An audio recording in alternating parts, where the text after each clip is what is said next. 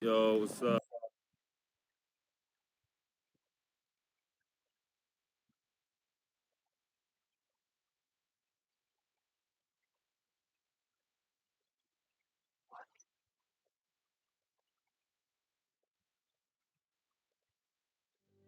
What it's all about. Yeah.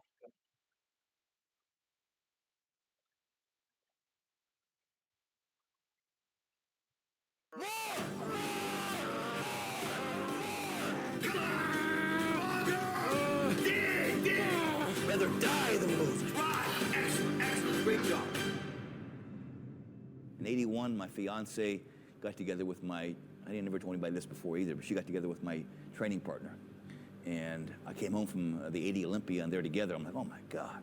I was so hurt and so baffled that this girl could do this to me. I decided to take all that energy and put it into the gym before the 81 Olympia. I just opened the door to the Gold's Gym that year and boom, everything would work. It was a magical year. Any exercise I did was, wow, mind-blowing. I would train like every day look better and better. I'm in the mirror, I'm scared of myself in the mirror, because I was so focused on this. I had the opportunity to be very selfish at that time. And you gotta be selfish at times, and I didn't, but the fact that something really devastating happened in my life gave me the opportunity to have something great happen. If you want something bad enough, you can't let anybody tell you can't do something, not even yourself. People doubted me. I doubted myself sometimes too. But you know what? That's what it takes. To do anything successfully in life, you gotta want it as bad as you want to breathe. And if you want it that bad, if you're willing to give it that much, Drive, excellent, excellent, great job.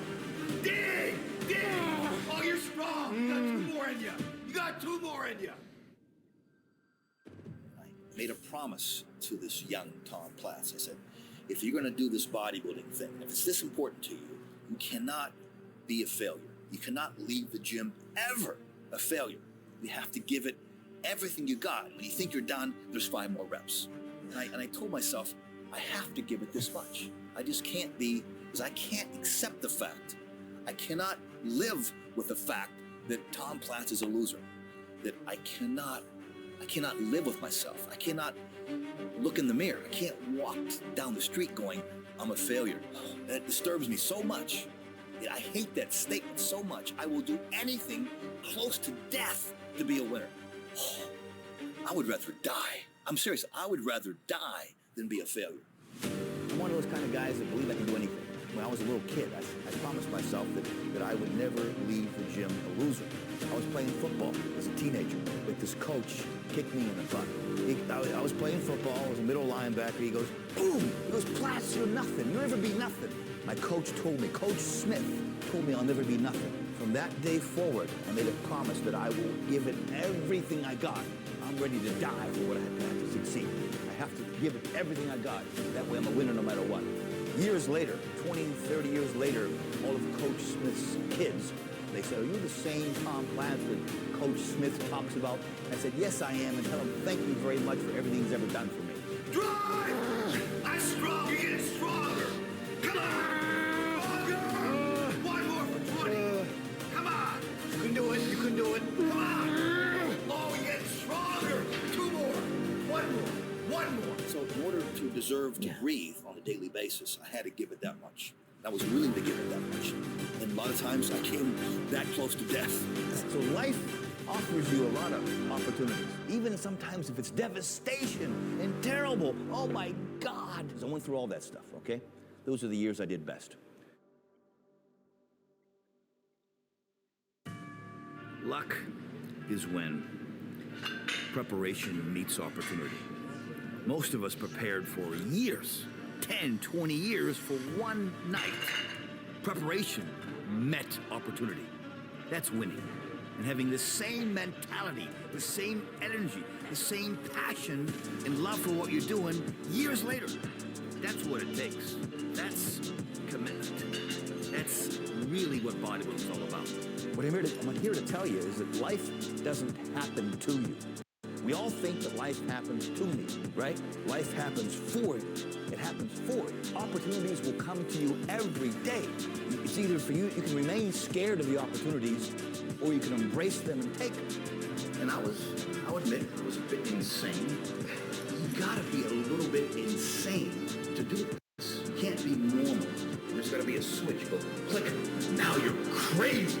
You would do anything. You would die. You're willing to die to get there. If you give up on your dreams,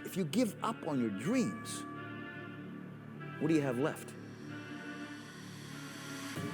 When it comes time for that one set, when you think you're done, totally done, you have at least five more reps, okay?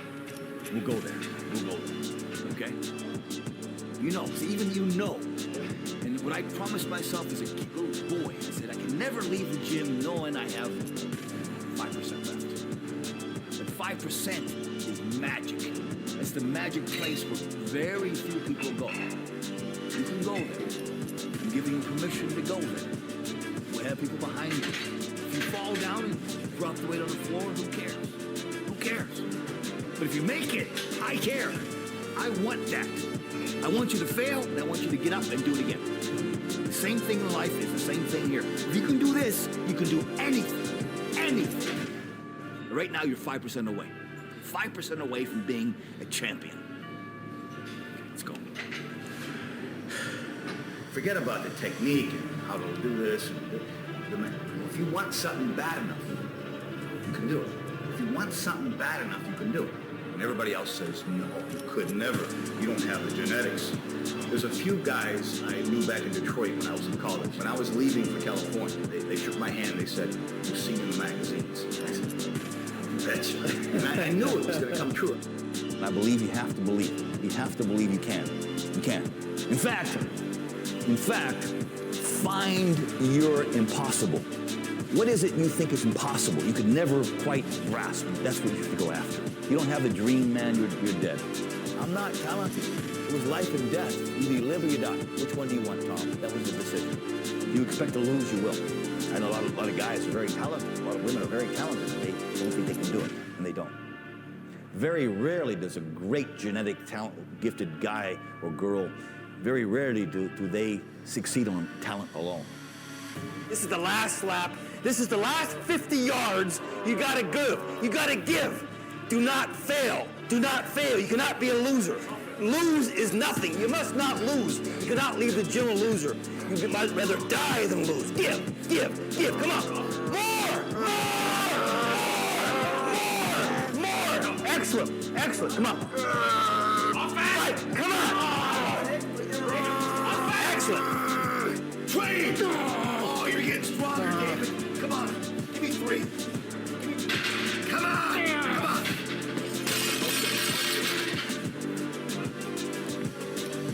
Congratulations. You achieved failure. Failure has been achieved, thank God. Now, the only place to go from failure is to win. You have to achieve failure. You have to take it that far. Nobody wants to go that far. It's too scary. But you know something? I got news for you. That's where winning is. And I think that's the way it works. You gotta have good and bad. In life, there's good and there's evil, and there's good and bad. And a lot of times when evil and heavy, terrible things comes along in your life, it's really an opportunity. And everything I looked at in my life that's been bad, or like, oh my God, what am I gonna do? I think back now, it gave me an opportunity. I wasn't the chosen one. I wasn't chosen to be this guy and to be in the Weeder camp or whatever, but I wanted it so bad. In fact, the only difference between most of you and me, the only difference between me and you is I wanted it more. I wanted it more. I believe that sincerely, and I'll die on that thought.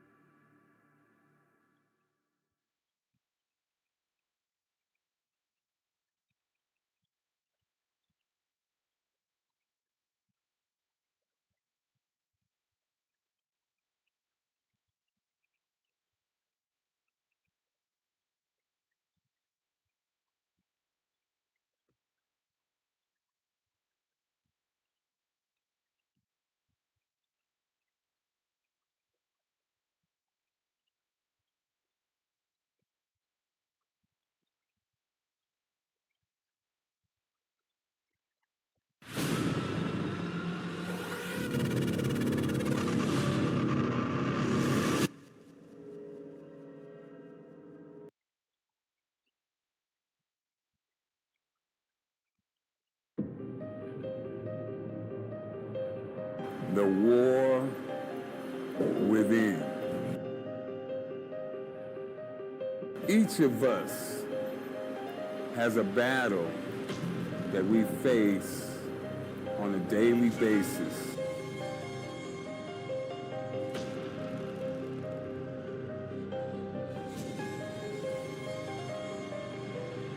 Your mind is weak. You must believe that you can.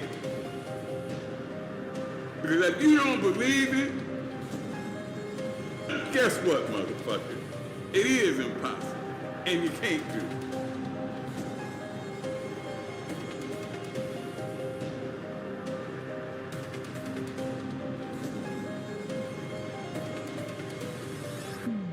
You try to pass your fucking disbelief off on other people.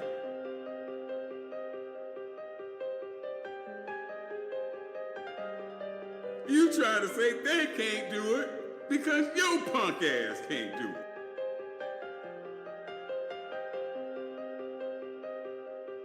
Don't you let another motherfucker put his or her limitations on you.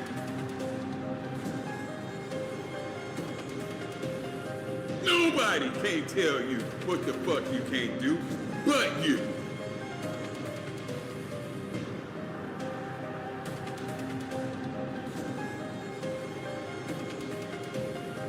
Tell me I can't do it, and then sit your punk ass down there and watch me do the shit.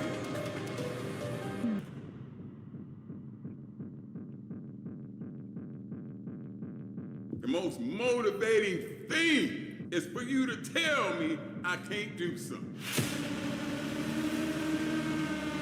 Do something about it. I'm ready for doubt. I'm ready for fear. Come on, motherfucker. Let's fight. I'm ready for war. I'm ready for combat. Come on, motherfucker. Come on. Come at me. I'm ready for your ass.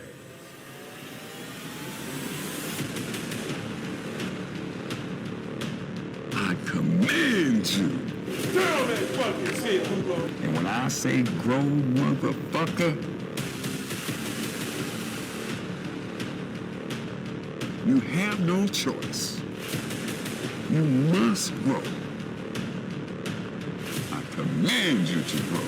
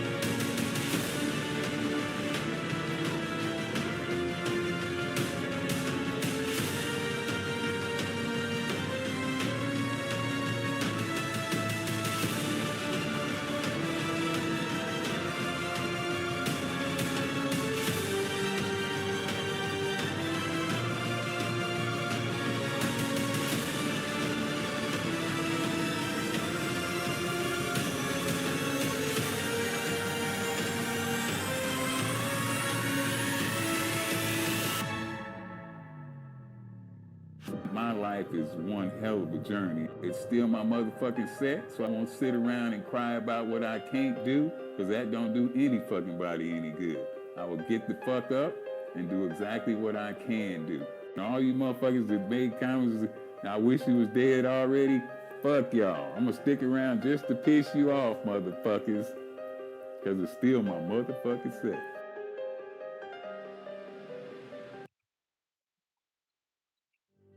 What it's all about. Yeah. I don't care how good you are in anything. You don't have discipline. You ain't nobody. Right. You're nothing without discipline. Because you give up under the slightest struggle without discipline. 100%. Discipline is doing what you hate to do, but do it like you love it. The people don't really know what I go through. I listen to it, but they really don't know what I go through because I just want to be polite.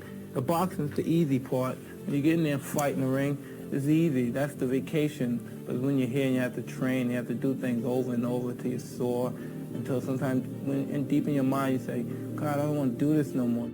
You're not doing this because, you know, it's something you have to do. It's doing it because it should be fun to you. I push it out. While I'm in the dressing room, 5 minutes before I come out, my gloves are laced up. I'm breaking my gloves down. I'm pushing the lever in the back of my glove, breaking the middle of the glove so my knuckle could pierce through the leather. I can feel my knuckle piercing against the tight leather glove. I come out, I have supreme confidence, but I'm scared to death. I'm totally afraid. I'm afraid of everything. I'm afraid of losing. I'm afraid of being humiliated, but I'm totally confident. The closer I get to the ring, the more confidence I get. The closer, the more confidence I get. The closer, the more confidence I get. All during my training, I've been afraid of this man. I thought this man might be capable of beating me. I've dreamed of him beating me, but I always stayed afraid of him. But as closer I get to the ring, I'm more confident. Once I'm in the ring, I'm a god. No one could beat me.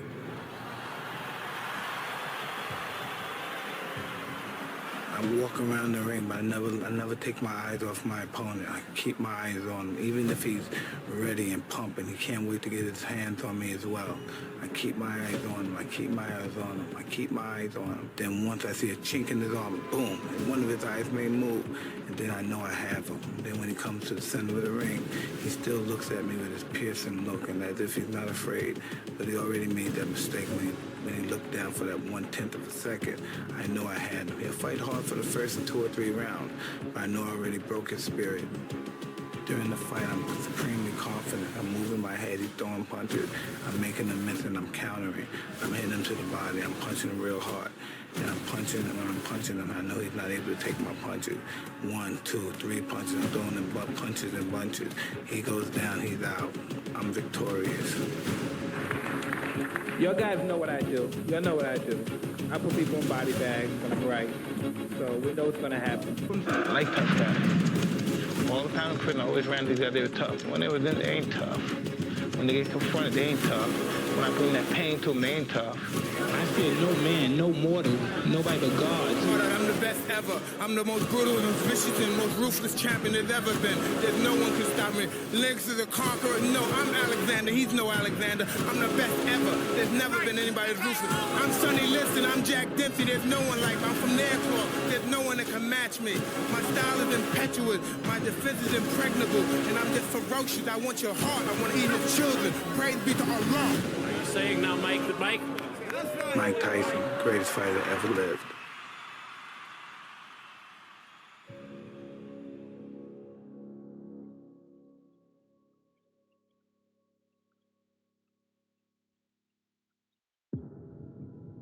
When you leave this place, I need you to get in beast mode and stay in beast mode. On 3, beast mode. 1, 2, 3. Beast mode. No, come on. 1, 2, 3. Beast mode. Come on. 1, 2, 3. Beast mode. If you wake up at 3:30, some other kid's getting up at 3 and he's got 30 minutes on you today. I need you to do me a huge favor. I need you not only to want to be a beast, I need you to live in beast mode. Because if you live in beast mode, you'll have what other people don't have. Listen to me very closely. Not only will you have what other people don't have, you'll do what other people can't do. So what is it? What is that one thing that you're saying that I am going to get this thing done and I'm going to make my dreams become a reality? Everyone wants to be a beast until it's time to do what real beasts do. Everybody wants to be a beast. Everybody wants to make their dreams become a reality. There's no one sitting in this room who's saying, I want to procrastinate. I don't want to get it done. I don't want to get to the next level. No, every person in this room, not only do you want your dreams to become a reality, you deserve for your dreams to become a reality. This is important. Seasons are always temporary. Say it. Crisis is not a permanent condition. It's just a season. And the key to life is what you have to do is organize yourself to outlast the season. That's all. As long as you're average, you're going to get what average people get. If you get to that point where you do exactly what you say you're going to do, you're going to get to the next level. That no one can do it for you but you. It's not over until I win. Life has taught me that you will grow through what you go through. Life has taught me that you will grow through what you go through. Life has taught me for every level, there's another devil. Life has taught me the depth of your struggle will determine the height of your success. Everybody's got a dream. Everybody's got a goal. Everybody wants something in life. But many of you in this room right now, your beast mode is idle. Your beast mode is not turned on. And when you leave this place, I'm telling you, your life is going to go to a whole nother level if you can learn to turn that switch on and keep that switch on. I outlasted the pain. You're saying, I've got dreams, I have goals, there are things that I want to accomplish, I'm not satisfied. Like I don't sleep well at night. Like E.T., I dream it, E.T., I want it, E.T. Let me tell you something. If you get to that point where you do exactly what you say you're going to do, you're going to get to the next level. As an individual, I need you to get your schedule up. I need you to get your life up. I need you to get your words up. I need you to get your heart up. I need you to get your action up. I need you to get to a place that every single thing that you do is phenomenal so that the life you want to live, you can actually live that life. Everybody wants to be number one. Everybody wants to be the best. Everybody wants to succeed. Everybody wants to have, to be, and do what they feel they've been called to do. The challenge becomes, most of us, when it's time to do what beasts do, we don't do it. I need you to put this down, because what you're going to discover as you're going towards your dream, as you're going towards your goal, man, so many distractions. There are going to be so many people haters, so many people that come up against you, so many obstacles, so many trials, so many tribulations. And when people ask me, E.T., like for real, E, I know you can give me 20 things that you've done to help yourself to become successful. But E.T., I just need like one or two. Can you give me one or two? And one of the things I tell people is, I outlasted the pain. I outlasted the pain. I need you to recycle your pain. When I was sleeping in those abandoned buildings, I kept telling myself, one day you'll be a homeowner. Every time I walked into that abandoned building, I told myself that this might be your current circumstances, but this will not be how the story ends. All you have to do, E.T., is to survive today. When they kicked me out of school, I knew that I would not be a high school dropout for the rest of my life. I knew I got to get through this one day. Me and my mom been through a lot. My mom and I have gone months and almost years of not talking to each other, but every single day I kept telling myself, one day I'll have a great relationship with my mom again. One day. Well, I didn't grow up with my biological father. He wasn't in my life until I was 30 years old. But I told myself, today your father is not in your life, but one day. And so every single day when I wake up homeless, one day. Every single day when I woke up in that abandoned building, one day is going to be E.T.'s day, but that day can't come if I give up today. So every single day when I woke up, I kept telling myself, today might not be the day, but soon it will be my day, and I will recycle my pain. Say, what do you mean, E.T., you recycled your pain? I turned homelessness into a book. I turned my father not being in my life to a book. I turned an estranged relationship with my mom into a book. I turned being homeless into a book. I turned being a high school dropout into a bestseller. And not only do they sell it in America, they sell it across the world. What will you do with your pain? Will you let it break you or will you let it redefine you? I outlasted the pain.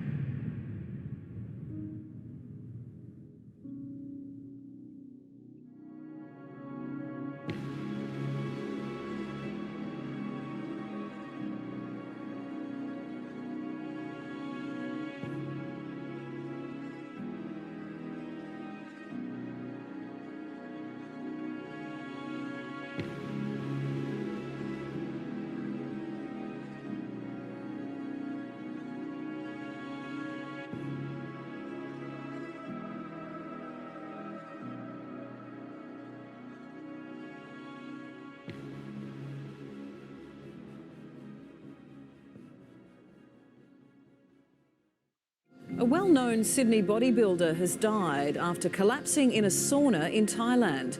Doctors say the 23-year-old had an undiagnosed heart condition. To his 80,000 fans across the world, this was Ziz. Aziz Shabershian was a young bodybuilder not afraid to show off his strength. His showboating antics earned him fans.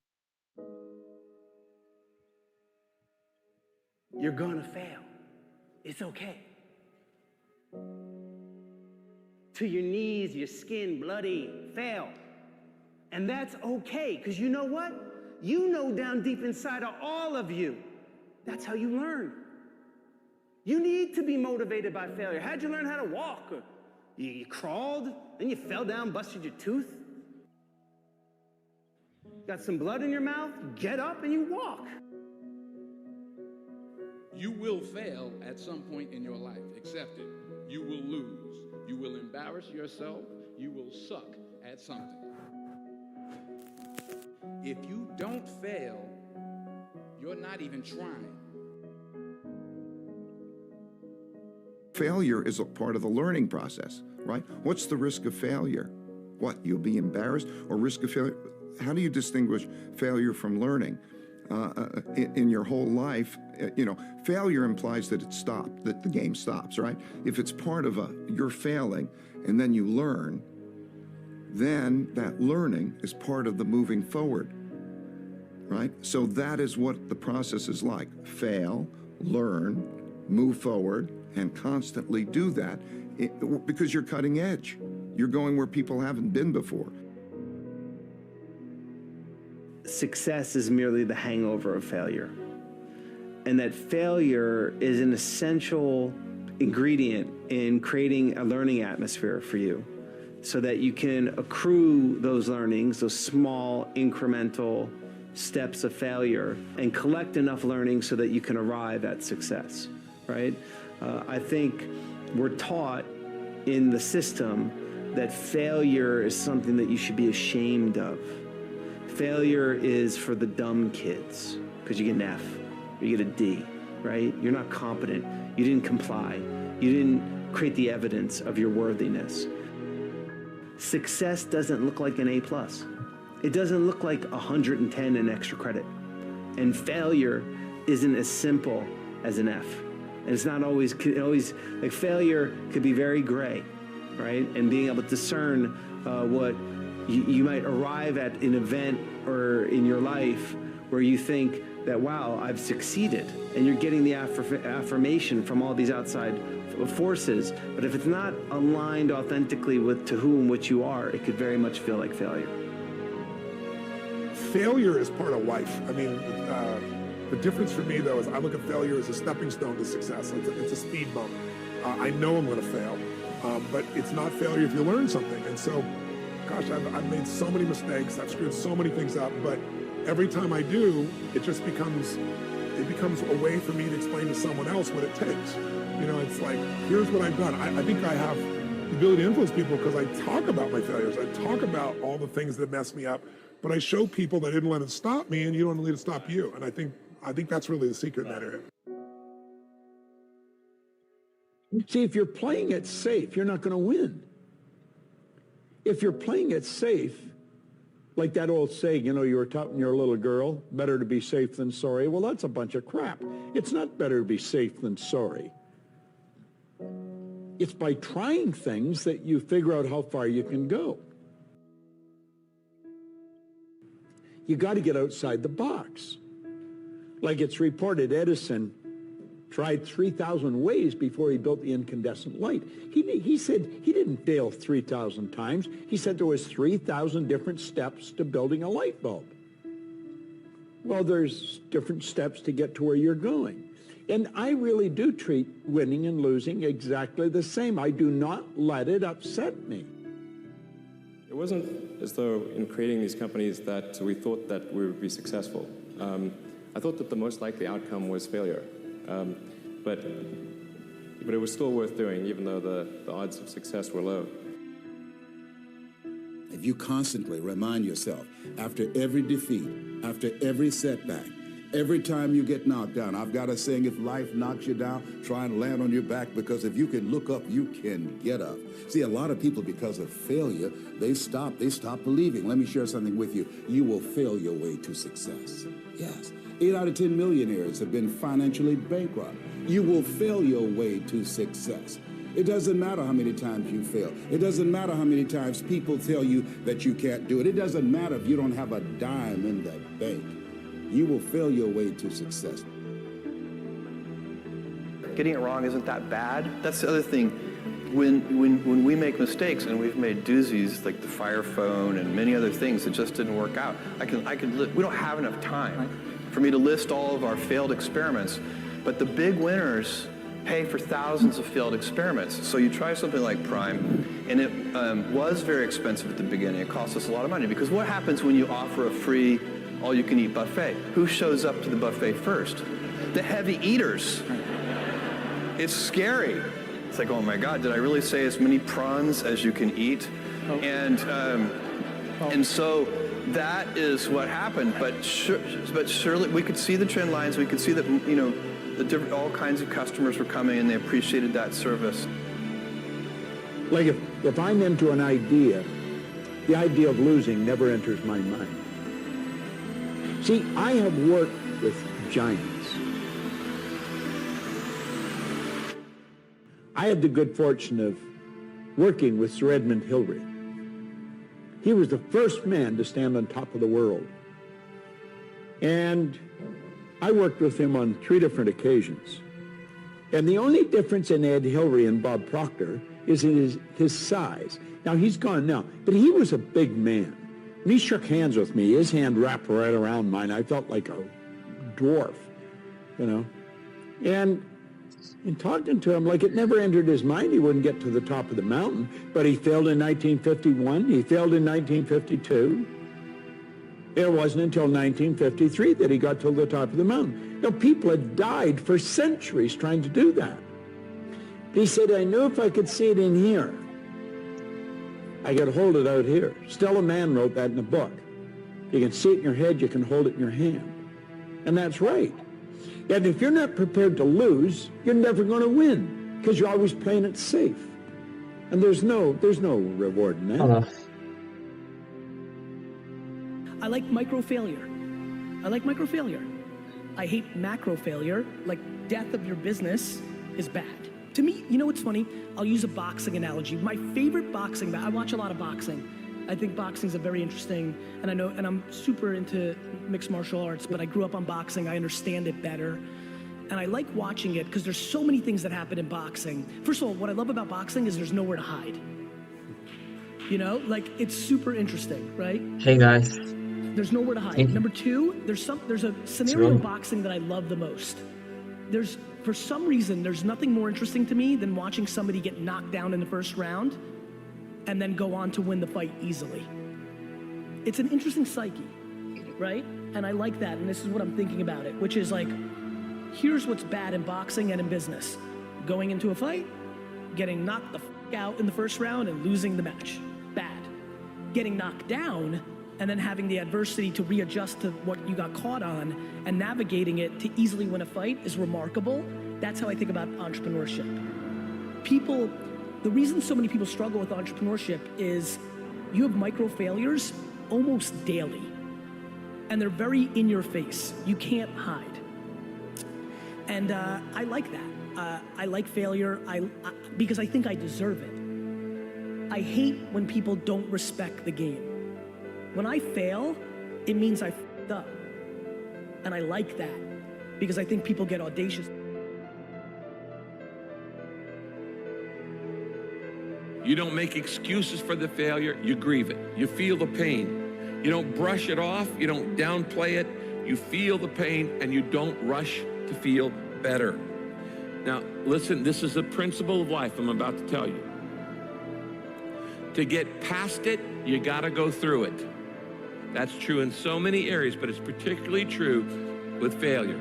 To get past your failure, that failure in your life, you gotta go through it. You can't go around your failure, you can't go over your failure, you can't go under your failure, you can't ignore your failure. You need to grieve the failure. You need to feel the pain. Now, we don't like feeling bad, but grief is a good thing. Grief is the way we get through the failure, and grief is the way we learn the lessons. So often, we want to just, when we fail, we want to just forget it, push it aside, stuff our emotions, and then immediately go to the next thing. When you stuff your emotions, when you swallow your emotions, your stomach keeps score.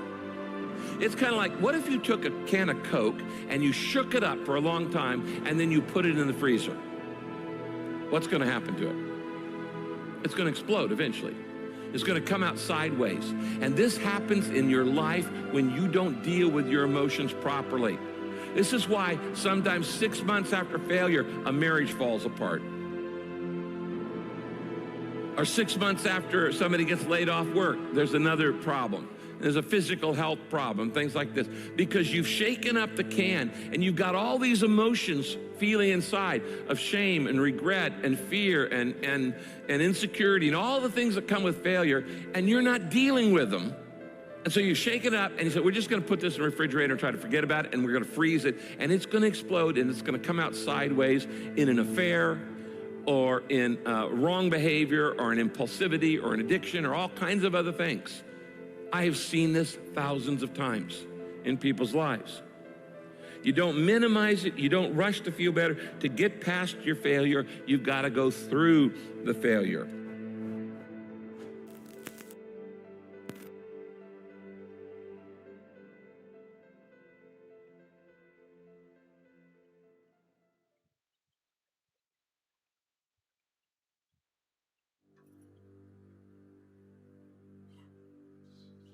If I can take it, I can make it.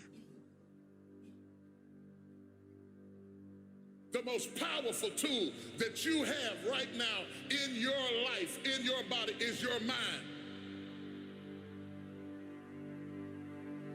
That's why the enemy fights you in your mind. The devil doesn't have to tie you up for you to be bound. He just has to tie up your head. With stress, with worry, with aggravation, with low self-esteem, with pettiness, with anger, with hostility, with rebellion, and he can make you physically sick because your mind is sick.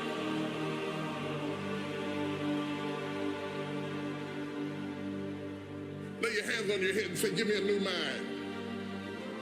Give me a new mind means give me a new perspective. Give me a new perspective. Give me a new way of looking at my situation. Give me a new way of looking at my circumstances. Get my mind ready for this year, because when I get this year, there's going to be blessings, there's going to be miracles, there's going to be opportunities. Oh yes, there's going to be some struggles, it's going to be some challenges, it's going to be some tests, but even the struggles are an opportunity for me to show off the victory if my mind can handle the change.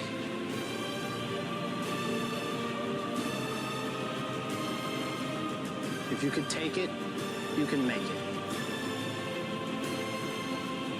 If you can take it, you can make it. All right, you train, you fight way harder than those other guys, and you win. You get out from under them. If you can take it, you can make it. You can do this. Just gotta believe you can. There's some things I'm not taking with me in the new year. Everything that's inflexible and everything that's not ready and everything that's backwards and everything that's negative and everything that's condescending and everything that's carnal and everything that's holding me back, I refuse to take it over into another year and waste another new year with an old mind. Don't shape yourself around the comings and goings of this world. Don't shape your opinions and your attitudes around circumstances that you cannot change. If you go into another year and waste another year with the old mentality while somebody's in the hospital begging God for the opportunity that you have right now, you better step into this moment.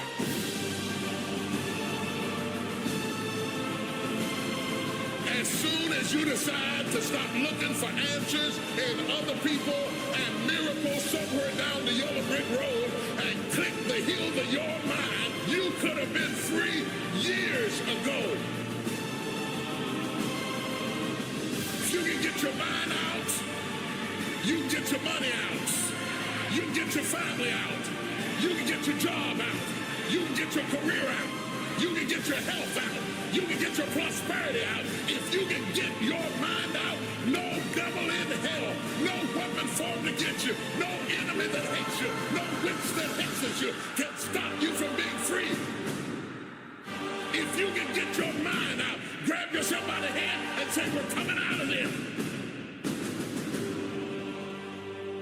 Tell them I'm coming out head first.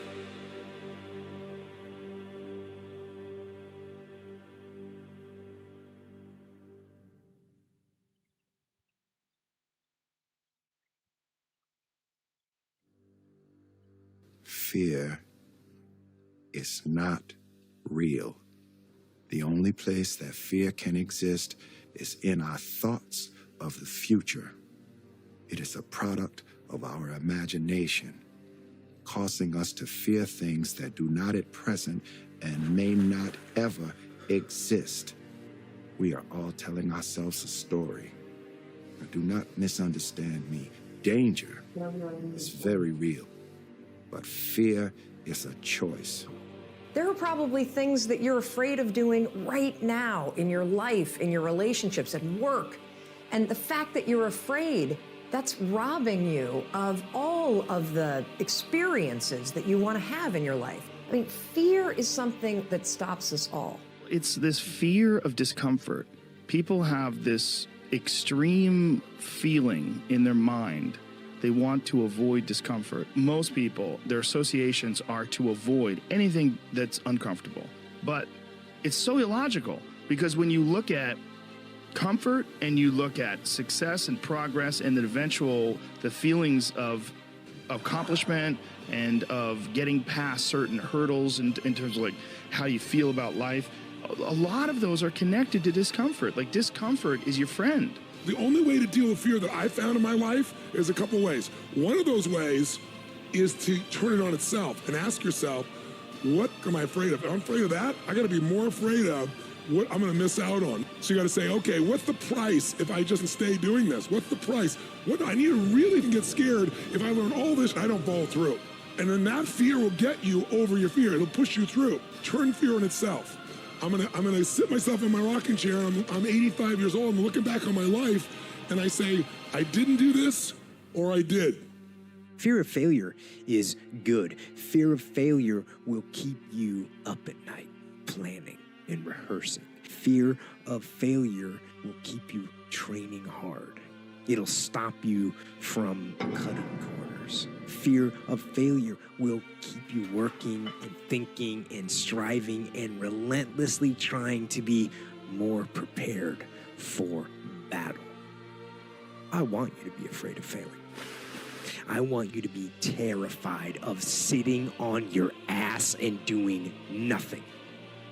That is what I want you to be afraid of waking up in 6 days or 6 weeks or 6 years or 60 years and being no closer to your goal.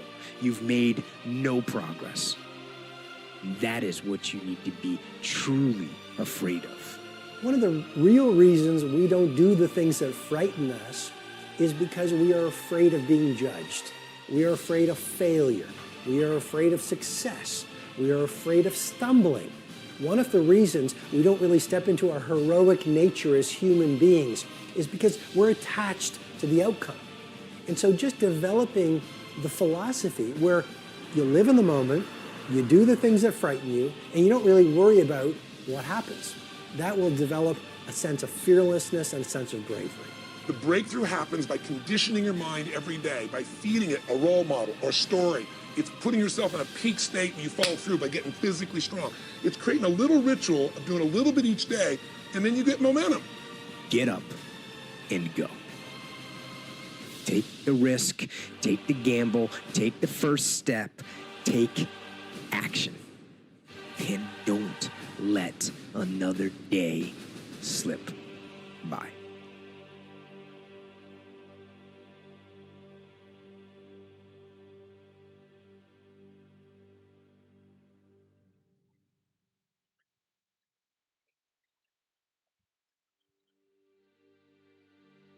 I found that with depression, one of the most important things you could realize is that you're not alone.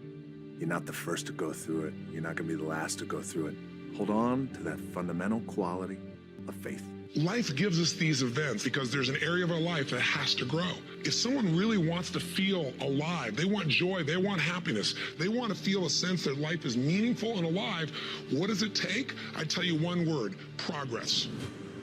One of the things that's causing this funk that people are in is that we're living our lives in these very unfulfilling ways, where you're going to this office with artificial light and you're doing something you don't want to do all day long, and then you get home and you're tired. And on top of that, you're eating shit.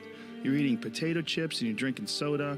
Just go hike up to the top of a mountain and look out. You know, there's a reward that you get from that is intensely, like, soul-filling.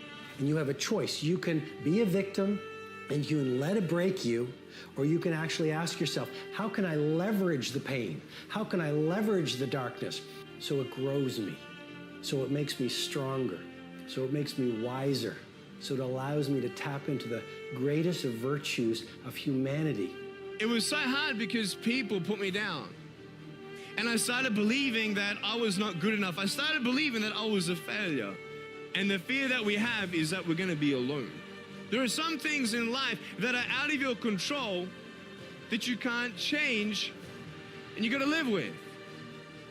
The choice that we have, though, is either to give up or keep on going.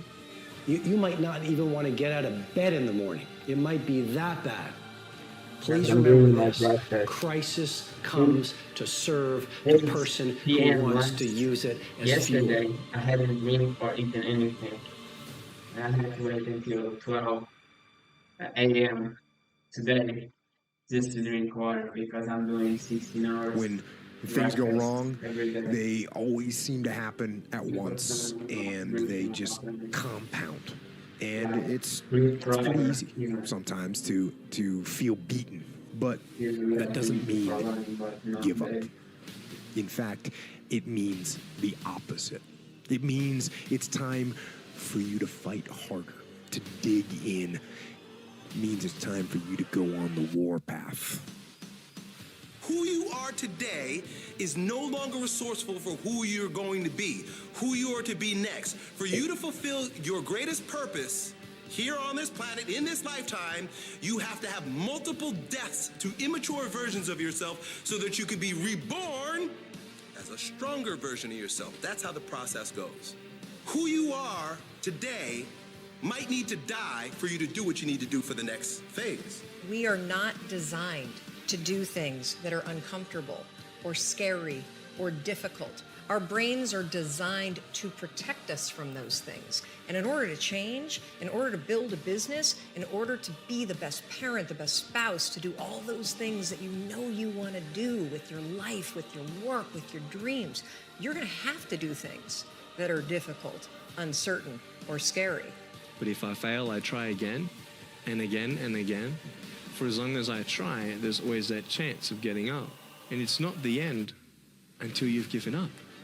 And just the fact that you're here should persuade you that you have another chance to get back up.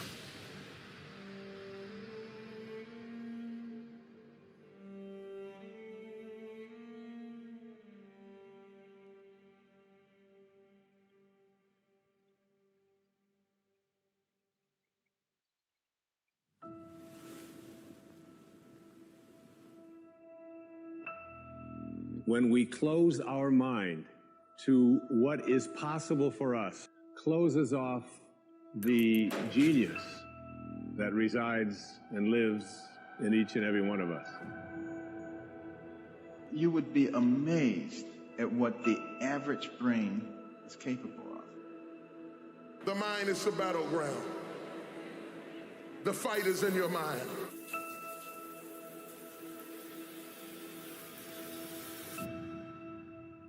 So every day you have to sell yourself and get out of your mind those old thoughts, that old belief system. Every day you've got to sell yourself on that it's possible.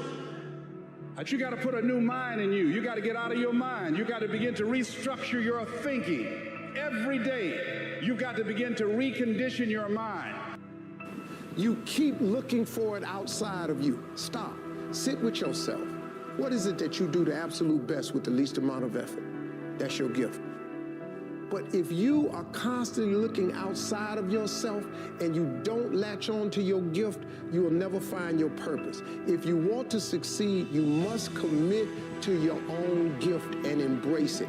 And ask yourself, what am I afraid of? If I'm afraid of that, I gotta be more afraid of what I'm gonna miss out on, missing out on my mission, missing out on who I'm supposed to be. If you're not getting rid of fear, then use fear. Use fear or it uses you. It's that simple.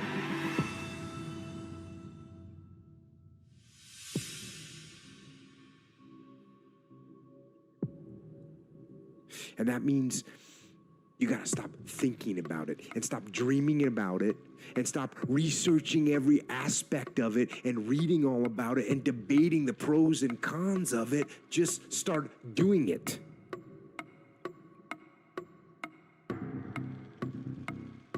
Take that first step and make it happen.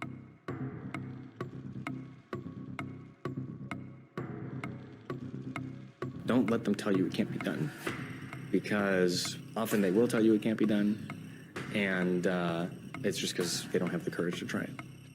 Impossible is not a fact, it's an opinion.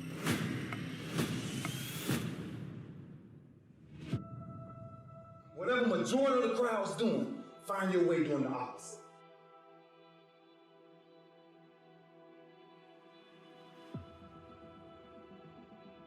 Because the truth is, if you want to be an anomaly, you've got to act like one. You want to write a book or make a movie or build a house or a computer or put together some mobile application? Where do you start? You start right here. Because you're going to sit there at 72 and you're going to say, I wish, I wish, I wish.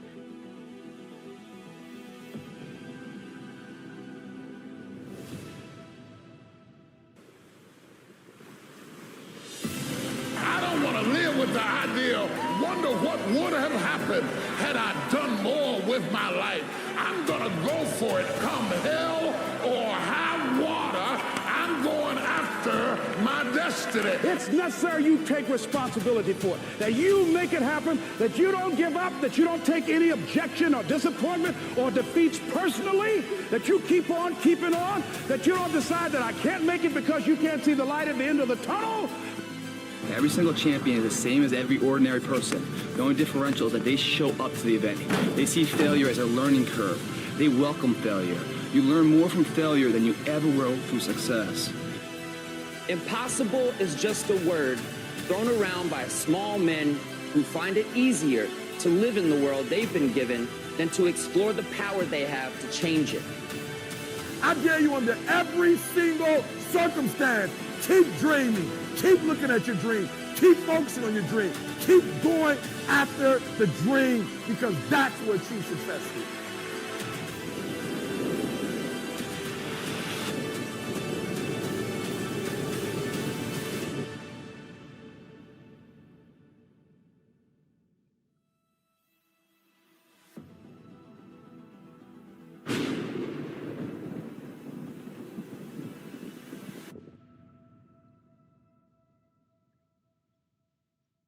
The first step, the first day, the first minute, okay, you're excited. You're like, yeah, I'm going to do this. I'm going to kick ass, right?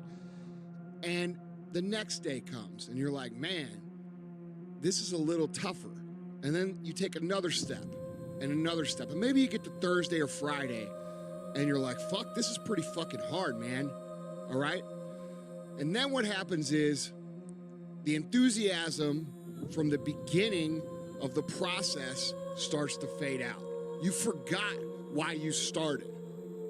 All you could think about is what's in front of you right now. All you could think about is that next grueling step, that next terrible workout that you just can't fucking stand anymore.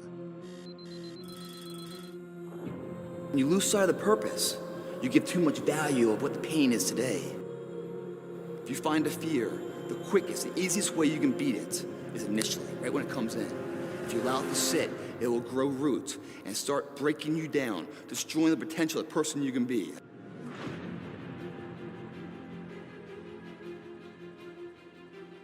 It's an uphill battle. It's the path less taken, not the beaten path everyone else takes. It's a path that leads to character. And along that road, you're not gonna see too many friends. You're gonna see your shadow most often. See, the thing is, for many people, they've tried the same path you're on, and they failed. You gotta trust in the heart of hearts. Inside what you're doing, what you believe in is a worthy cause, a winnable fight. The champions, guys. It's not their potential, it's not their genetics. It's their perseverance to always show up. It's not the title that makes you, it's not the success that makes you. The character defines the success, defines the fame. It's how you look at something, if your name's attached to it, that you do it right, the best of your ability every single time. Championships aren't won in the theater of the arena. They're won in the thousands of hours in the training room, in the labs, in the 5 a.m. runs, and then it's raining, when everyone else is sleeping. That's when it's won. The heart of a champion is a light switch that's always on. It doesn't go on and off when someone's watching. It's constant. Fear is self-imposed, meaning it doesn't exist. You create it, you can destroy it too. I love fear. The reason why, behind every fear is a person you want to be. You face your fears, you become the person you want to be. You run from your fears, you're not living. You're alive, but you're not taking in the freedom. If you face your fears, guys, fear is destroyed. It comes back in its confidence. Like, what else am I capable of? What else am I holding my back from that I'm capable of more? What am I running from I don't need to? What else can I overcome?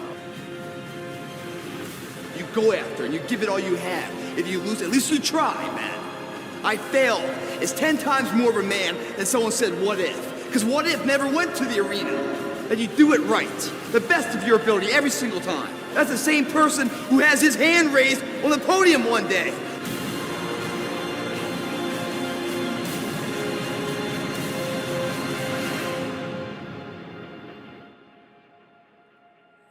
And the difference between a champion and someone who's forgotten is that a champion shows up. That's the only thing. Every day shows up.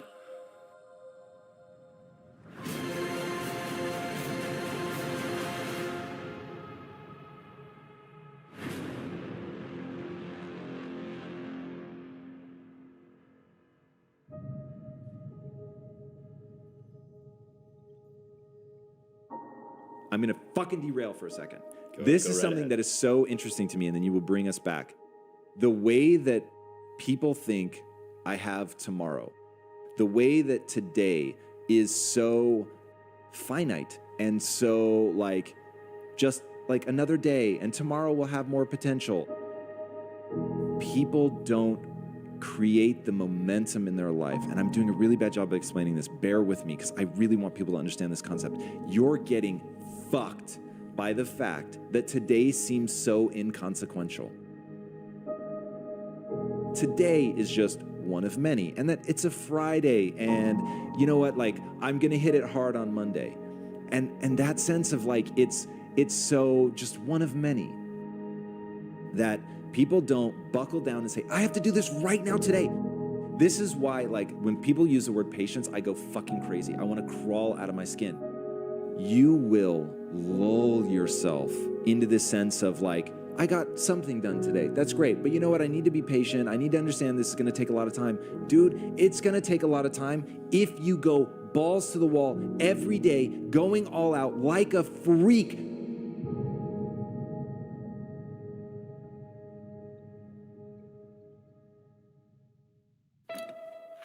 Well, I think the one thing that discipline definitely does help you with is it helps you get things done. And when you get things done, when you actually do things, you have more success. If you have more success, and sometimes a big part of success is just not being fucking lazy and just doing it. That's like 90% of it is just showing up. Get there and start working. Like, you're not gonna feel perfect every day. If I only worked out when I felt good, I'd be a fat fuck. The reason discipline is hard to maintain is because it is hard to maintain. That's what makes discipline hard. It's hard. And it is work to maintain the discipline. That's what it is, work. Giving no slack, none. That's the discipline.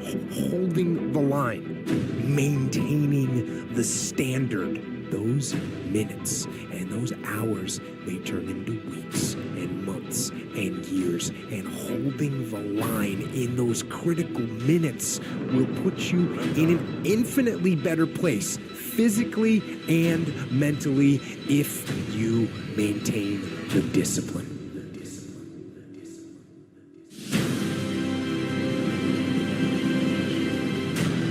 Work through the weakness. Fight through the temptation. Hold the line. Hold the line. Maintain the discipline. It is not easy, but it is worth it. Because, yes, because discipline equals freedom. I don't really want to work out. I work out. I really don't want to hammer on a project. I hammer on the project. Simply going through the motions. And you stayed on the righteous path, the disciplined path. You stayed on the war path, which is right where you know that you belong.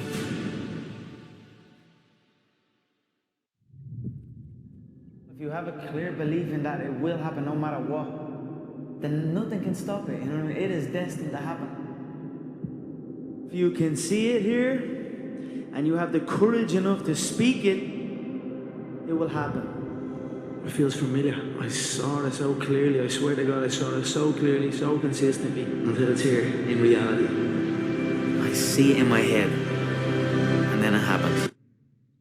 It's crazy how things just form, dreams just form into reality.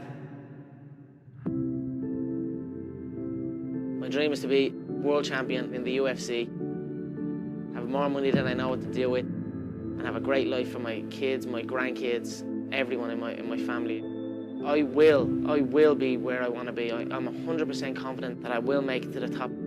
I have the skills, I have the dedication, and it's something I really, really want. Words can't even describe, but it will happen, and I'll let you know when it happens. When I was a kid, I used to visualize stadiums, visualizing an arena full of fans. I realized that this is attainable. The dream, it's there for the taking if I put the time in. And then when I start getting that focus and realize, fuck, I'm gonna make this happen. Now that has happened, I'm making it happen, and that alone spurs me on even more. In the struggle, when things are going good and you visualize these good things happening, you visualize more good things happening, that's easy. What's not easy to do is when things are going bad and you're visualizing the good stuff. I visualized, I'm sitting here on the steering wheel visualizing a brand new car, I'm visualizing good things in times of struggle. When you can do that, I think that really makes that law of attraction work. You know what, I'm actually good at this. It's actually something that I really enjoy doing, and now there's nothing else that matters to me. I don't know about nothing else. It's an addiction. Something that I love can actually secure my family's future and make us live a good life for the rest of our days, you know what I mean? And it's not work, I don't work, I live. And that is why I have this tunnel vision, and that is why I'm willing to kill every single man in my path to get that belt, you know what I mean? To secure the future, from my family's future. very confident in my abilities and what I'm predicting I'm going to do. I back it up with work ethic. I back it up with hours upon hours of time and dedication. I never slip. I never take a second off this game. Through wins, through losses, through life, through hours in the gym and preparation, I feel that I am untouchable right now. You know, I'd rather shoot and miss than not shoot at all. Make no mistake, I'm setting up to be the greatest of all time. I will go down as the greatest of all time. I don't just talk the talk, I walk the walk. Every time I say I'm going to do something, I go and do it. Watch me take over boxing, trust me on that. I'm going to stop going, you're all going to hear words, going to shut the whole goddamn world. If you say it to yourself and you look yourself in the eye, look yourself in the mirror and truly, truly believe that not a man alive can beat you, then that is the way it is. I'll be immortalized after this. If you have a clear belief in that it will happen no matter what, then nothing can stop it. You know, it is destined to happen. I'm just going to conquer once again the supposed unconquerable.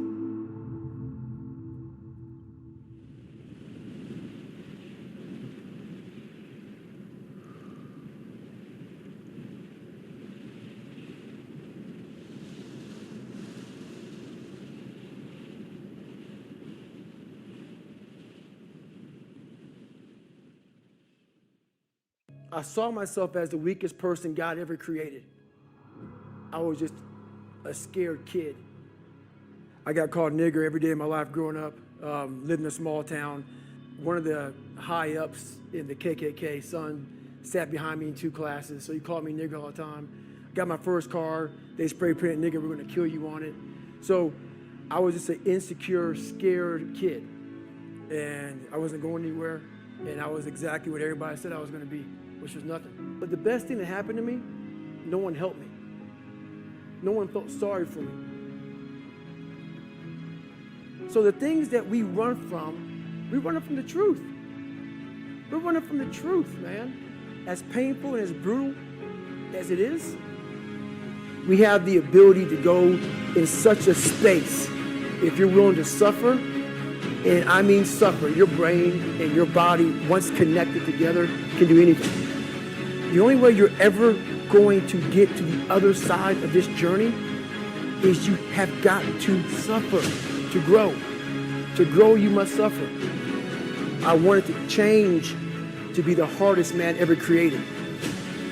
And my goal when I was sitting there, not going to school, being bullied, having no self-esteem, my goal was the only person that's going to turn this person around is me. How? That's the question. How are you going to do that? I had to build calluses in my brain the same way I built calluses on my hands. But if you can get through to doing things that you hate to do, on the other side is greatness. Motivation comes and goes. When you're driven, whatever's in front of you will get destroyed.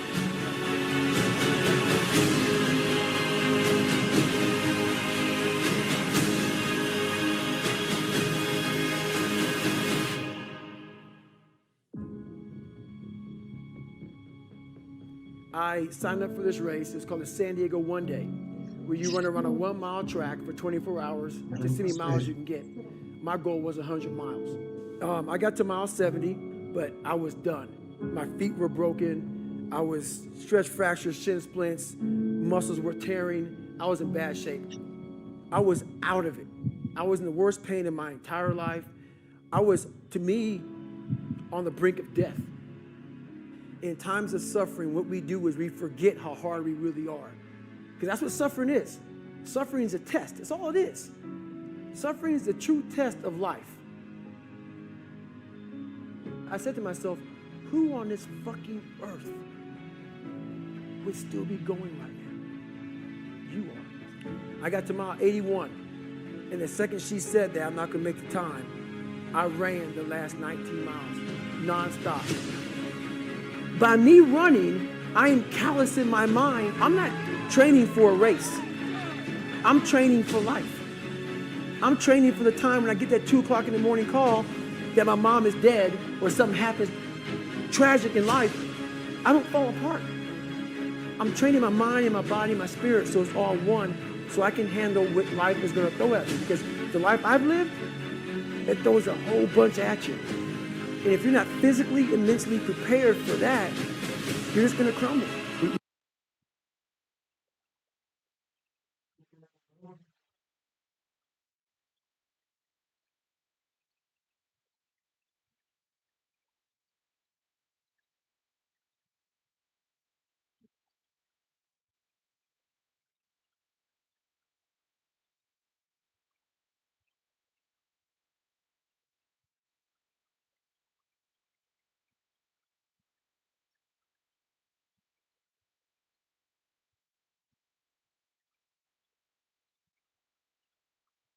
We are all great.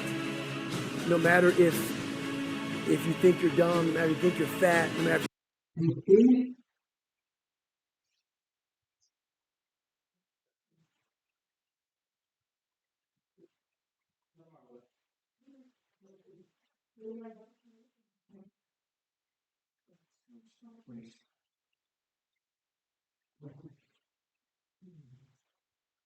you are fat, no matter if you've been bullied, or no matter if you just got back from Iraq or Afghanistan and you have no legs or your arms or whatever, man, we all have greatness.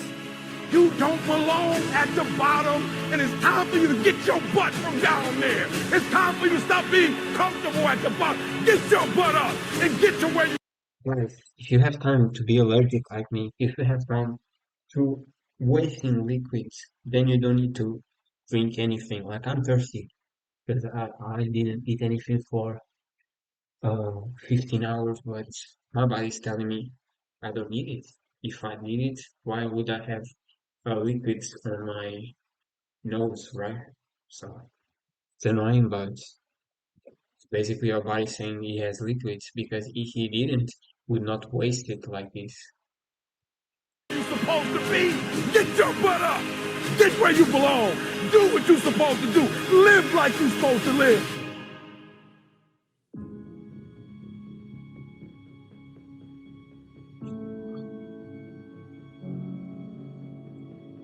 Right now, for you to find greatness in yourself, you're not going to find it by looking in a book or by even hearing me. I may give you the spark, but you've got to go inside yourself to find it. And that means you got to be quiet. Shut the fuck up. Go in a room. Stop talking. Search your soul. Search your mind. Search your abilities, and you'll find it. But if you're not looking for it, you won't find it. So you got to go start your journey.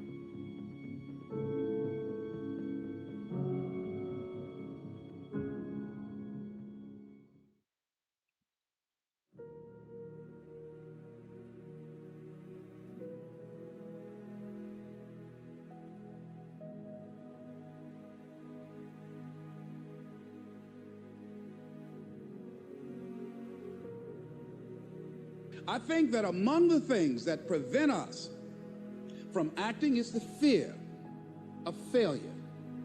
And if you've already failed, you don't want to fail again. The pain of that, the disappointment. Many of us don't act because we want other people's approval.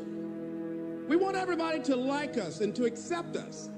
We're settling for less than what we actually deserve. We don't feel good about it, but we make it work in our minds. We'll come up with some kind of excuse to make it all right.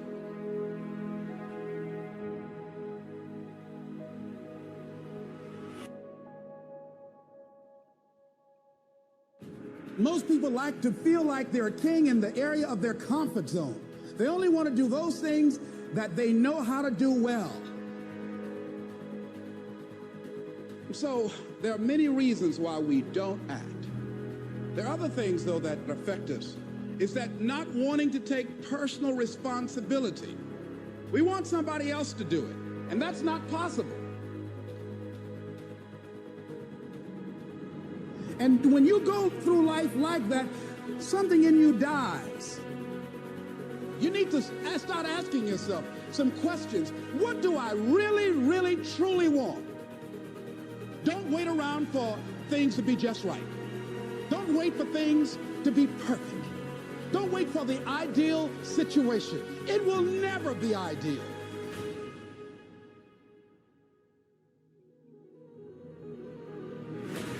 Today, this opportunity you have, it might not be here next year. It might not be here the year after next. It might not be here the year after that. This is the only moment you got. And what you will find, that when you decide to act, when you decide to take life on, and let me warn you, it can be painful, it will be uncomfortable, 52 minutes and that's to where drink the water. growth is.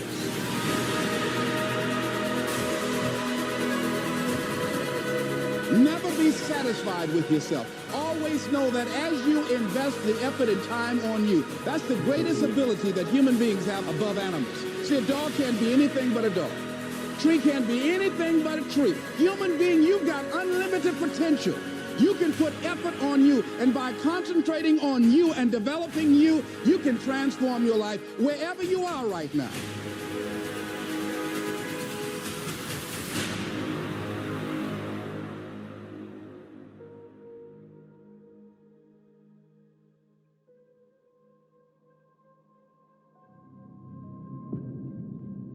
Many people will leave the universe without a trace. No one will know they were here. What will you leave? What will be different because you came this way?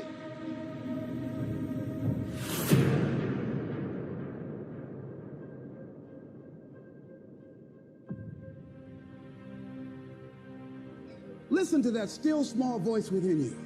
Don't try and make everything logical. There's some things about life that defies logic. See, there's some good out there for you in the universe that has your name on it, and nobody can get your good.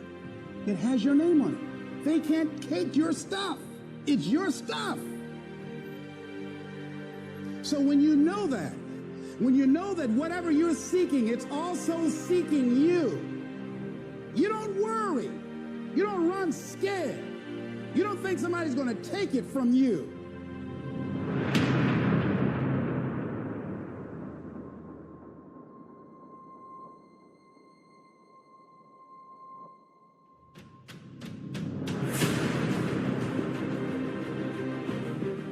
You've got to say, yes. Yes to my dreams. Yes to me. Yes, I can make it. Yes, I can.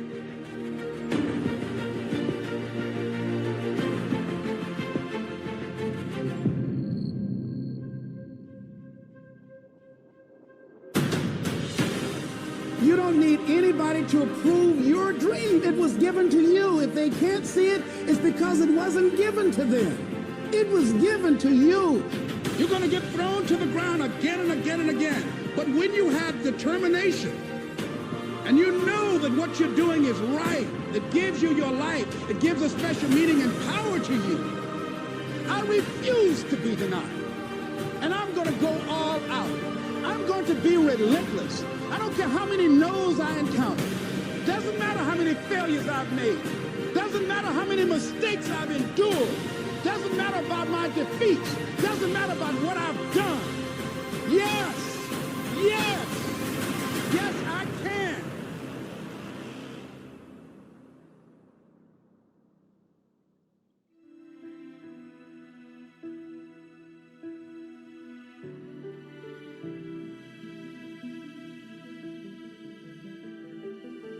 Nothing is impossible. The only thing that's impossible is what you make impossible. So I need you to understand that it's not going to be an easy road. But I'm telling you, if you're willing to put in 120%, if you're willing to go all in, you can take that which was once impossible and make it possible. Not only is it possible for you to have your dream, but it's necessary that you go for what is yours in the universe. You do what it is you're supposed to. You're supposed to build something. You're supposed to create something. I don't know how to do it. Learn. It's you. It's on you. You got to make that happen. Nobody's going to bring it to you on a silver platter and say, here's your dream manifested. No, it's hard. Yes, it's hard. It's difficult. Yes, right. And it's worth it.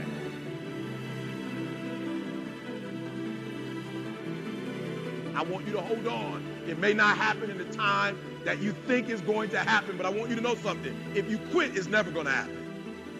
If you quit, if you give up, if you stop, if you do not persevere, listen to me, you will never see it.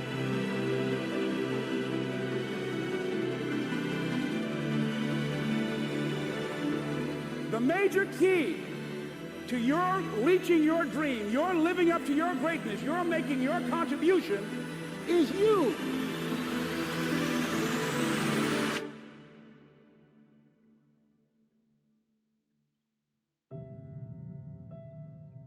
What do you need to know to be, to do, to have what you want that you don't know right now? What do you need?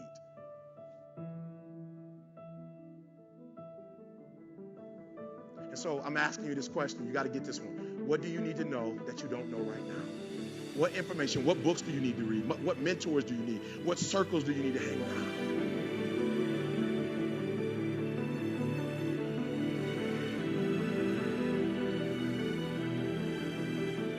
See, if you know what your life work is, I encourage you to start working on it. If you can't do it all at one time, do just a little bit of it.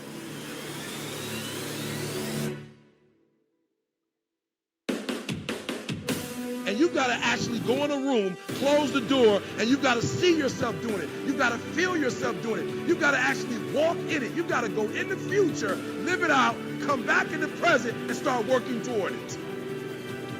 Promise me this. 5 to 10 minutes that you will devote to seeing yourself being successful.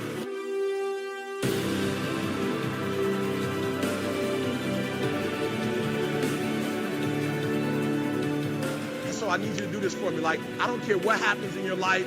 I don't care what it looks like. I don't care where you are. Every single day you wake up, if you're going to have energy, if you're going to have passion, if you're going to have drive, every day you wake up, you've got to start with that vision.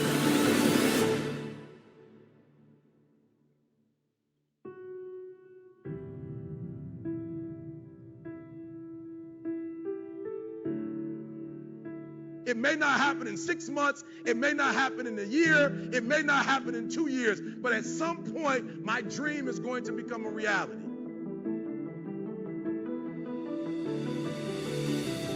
Every single day, we're not waiting for it to happen. We just don't have sight. Sight is for people who live in the present. We have vision. We're going to make it happen before it happens. You got to write, even if no one published your book, write, because that was given to you to do. Everything in you is telling you to stop, to give up. Every muscle is aching, and you're saying to yourself, you can do it. Where you are is temporary. You will not be there for the rest of your life. People couldn't see it. A lot of people didn't believe it. You were attacked. You were criticized. People were opposing you, but you kept on doing it. It was hard. It was rough. It was difficult. But to you, it was worth it. You have to know that this thing is going to work.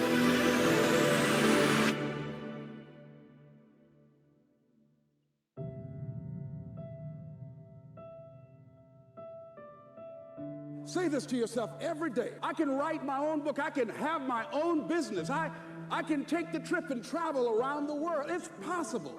I can bounce back from adversity and reinvent my life. It's possible.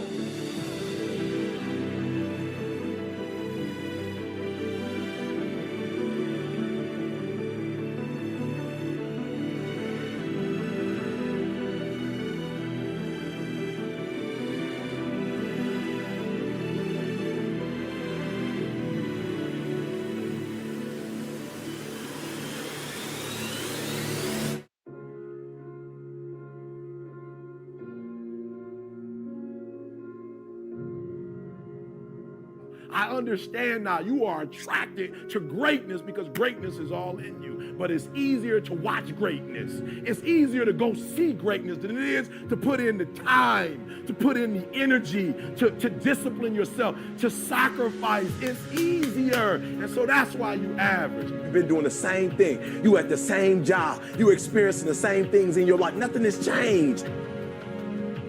Everything about you is phenomenal, but you've consciously made a decision to be average. You are average in school. You are average at your workplace. Like everything you do is average. And not because it's average, but because you made a decision. You made a choice to be average. Why? Because the people around you are average. Or maybe you grew up in an average environment or went to an average school or you work for an average company. And so you've decided to go against who you are. No one else feels sorry for you. Only you do. That's the type of mindset why people aren't successful at life. They sit there and they feel sorry for themselves and they want all this fucking sympathy from everybody else. Yet they're not willing to go out there and make shit happen for themselves. Because this is not for everyone. This is not for the faint at heart. This is for people who have goals and dreams that they want to achieve. Everyone seems to think that this world, this government, somebody owes them something. Nobody owes you shit. If you want something, go out there and get it. Go out there and fucking take it. That's all there is to it. You could be great if you just showed up. Get in the game. Quit. Stop playing. You deserve to see what your life would look like if you gave 120%. You gotta run after your destiny. You gotta run after it. You gotta run after your destiny. You gotta run after your destiny. You gotta run after your destiny. You gotta run after your destiny. You gotta run after it. You gotta run, because success is never an accident. And if you don't want it, get out of my way. Because there are some people who want to do something with their life who will run.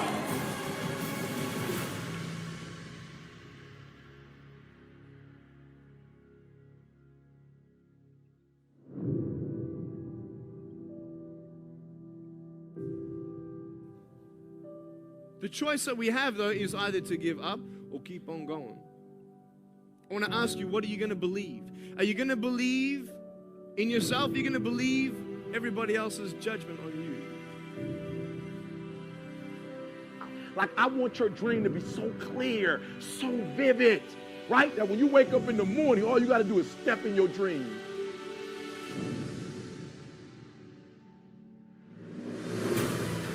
I didn't get it till I got to this age, but I'm gonna start running. I messed up junior high, but now I'm gonna start running. I messed up high school, but now I'm gonna start running. The moment you get the word, you ought to run. The Bible said, the day you hear my voice, harden not your heart. When God gives you a chance at an escape, don't be cute, run after your destiny. My God, run! Run! Do y'all hear me? Run! Run after your destiny. Run after it! Run after it! Run! Don't be ashamed! Run!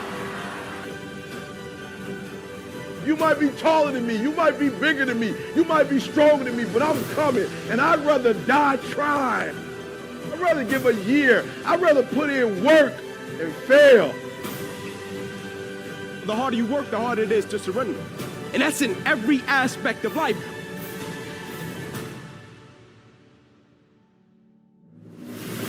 Start acting like this is your last day on the planet. I deserve to see what my life would look like if I gave 120%.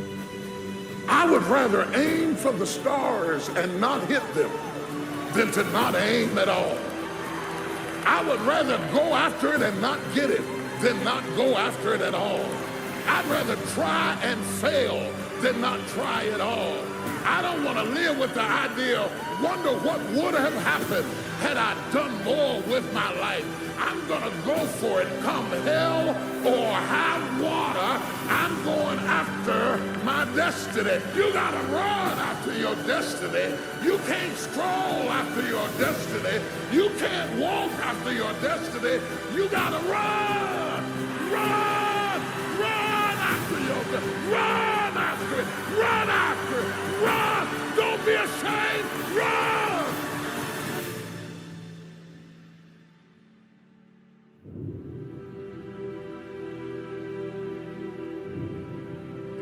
If you just run after what's in front of you, you will escape what's behind you. Don't spend all your time trying to fix what's behind you, because you'll never be able to fix what's behind you. You have to run after what's in front of you.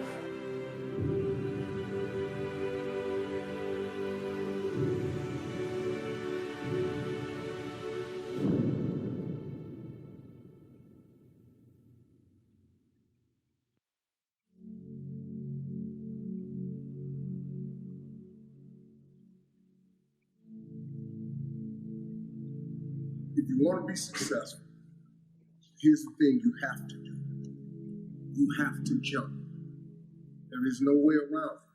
You have to jump. Every successful person has jumped. You got to jump. You got to take a leap of faith. You got to dash off that cliff, and you got to jump out there as far as you can. Now, a lot of times you stand on the cliff of life and you see other people soaring by, gliding down like a bird flying through the air. You know, they going over to the south of France. You see them on a boat somewhere. You see their family vacationing here, their family vacationing there. You see them dressing like this. You see them in New York, then you see them in London. They flying by. You know why? It's because their parachute open. But the only way to get your parachute to open so you can soar, you got to jump. Now here's the problem. Here's the problem, my friends. When you jump, I can assure you one thing. You listening? I promise you this. Your parachute will not open right away. No, that's the fear part. I promise you your parachute will not open right away. You're gonna hit them sides and them rocks. You're gonna tear your back out on them cliffs. You're gonna cut yourself. You're gonna get wounded. You're gonna get some tears and stuff like that. But eventually, the parachute will open and you'll be soaring. But here's the other caveat. Let me teach you this right here. If you do not jump, I promise you one thing. Your parachute will never open. So you're safe, but you'll never soar. You got to jump. A lot of times people believe in certain things, but they keep to themselves. They don't put it out there. You truly believe in it. If you become vocal with it, you are creating that law of attraction and it will become reality. I'm a professional MMA fighter with a record of 4-1. I'm an up-and-coming fighter, and without a doubt, you will see me on the UFC in the near future, without a doubt. If you can see it here, and you have the courage enough to speak it, it will happen. The number one thing is you have to have a very clear vision, a very clear goal of where you want to go, because only then you will get there. You can have the best airplane or the best ship in the world, but if the captain doesn't know where to go, he will just drift around. If the pilot does not know where to go, he will just drift around with his plane. So I think the key thing is that we know where we're going and that you're very passionate about that. You see it always in front of you, the goal. Nobody knows what you can do but you. Nobody can tell you. If I tell you all the people who told me I wasn't going to act or sing or dance, or I wasn't good at it, or I should stop or I should quit, or even after I became famous, for doing these things, I would be locked in a house somewhere doing nothing. The truth is, nobody knows what's inside of you. Only you know what's inside of you. Only you know what you can accomplish. If you're doing anything interesting in the world, you're going to have critics. The only way, if you absolutely can't tolerate critics, then don't do anything new or interesting. Don't listen to the naysayers, because there's always people out there that will tell you that you will not be able to do that, forget it, it's a stupid dream that you have, or a crazy vision and those. Don't listen to the naysayers. And you're at home watching and you're being called weird, or you're being called different, or whatever the hell you're being called. I'm here tonight to tell you, your critics do not count. Their words will fade. You won't. The other thing that's important is that you got to shoot for the top. You got to go and really have big goals and think big, because then you're going to get big. Then you're going to go and achieve big things. That is the most important thing. We don't achieve big things by accident. Every challenge I take, I have a big vision. I put a lot of effort, a lot of sacrifice in things I do. If I don't do it, it means I don't believe in it. In this, I believe very strong, and I will not give up until I'm top of the world. So that's the way it works. You aim for the top, you don't aim for the second. Second place is the first place among the last ones, and that's not my target. If you feel you have something to give, if you feel that your particular talent is worth developing, is worth caring for, then there's nothing you can't achieve. If they can do it, I can do it. And that's the mentality. If somebody else can do it, you can do it. And I said to myself, I will do it and I will do it better. That's the mentality. And I believe with the mentality is 50% of the success in what you're doing. People say you have to have a lot of passion for what you're doing, and it's totally true. And the reason is because it's so hard that if you don't, any rational person would give up. It's really hard, and you have to do it over a sustained period of time. So if you don't love it, if you're not having fun doing it, and you don't really love it, you're going to give up. And that's what happens to most people, actually. If you really look at the ones that ended up, being successful, unquote, in the eyes of society, and the ones that didn't, oftentimes it's the ones that are successful loved what they did so they could persevere when it got really tough. And the ones that didn't love it quit because they're sane, right? Who would want to put up with this stuff if you don't love it? So it's a lot of hard work, and it's a lot of worrying constantly. And if you don't love it, you're going to fail. And you got to push your body. You got to overcome. It's like you're moving past a barrier, moving a step forward. A lot of people just want to stop because they're dead tired, but you got to do that extra one. That's when you improve. If you think that you're going to go and accomplish something really special and be the best in anything in the world, and you think you can do it without working, you make a big mistake. Because no matter what I did, if it was in bodybuilding or in acting or if it is in the political arena, it always took a lot of work. Work your butt off. You never want to fail because you didn't work hard enough. I never wanted to lose a competition or lose an election because I didn't work hard enough. I always believed leaving no stone unturned. Muhammad Ali, one of my great heroes, had a great line in the 70s when he was asked, how many sit-ups do you do? He said, I don't count my sit-ups. I only start counting when it starts hurting. When I feel pain, that's when I start counting, because that's when it really counts.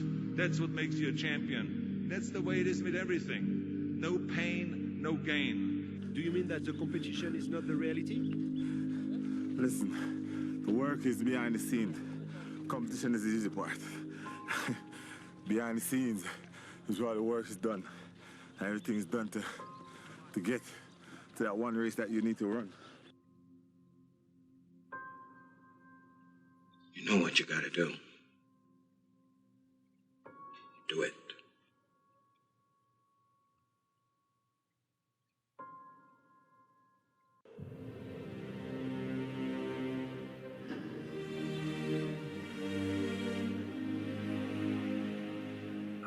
I had this idea, dude, I tell you, I think I can do this, The problem was I didn't have any evidence that I could do it. And so what I did at 25 years old is I did two things that changed my life. Number one, I got my ethics in. Ethics, what was ethical to me, not to you, not to somebody else, but I had to get my own moral code.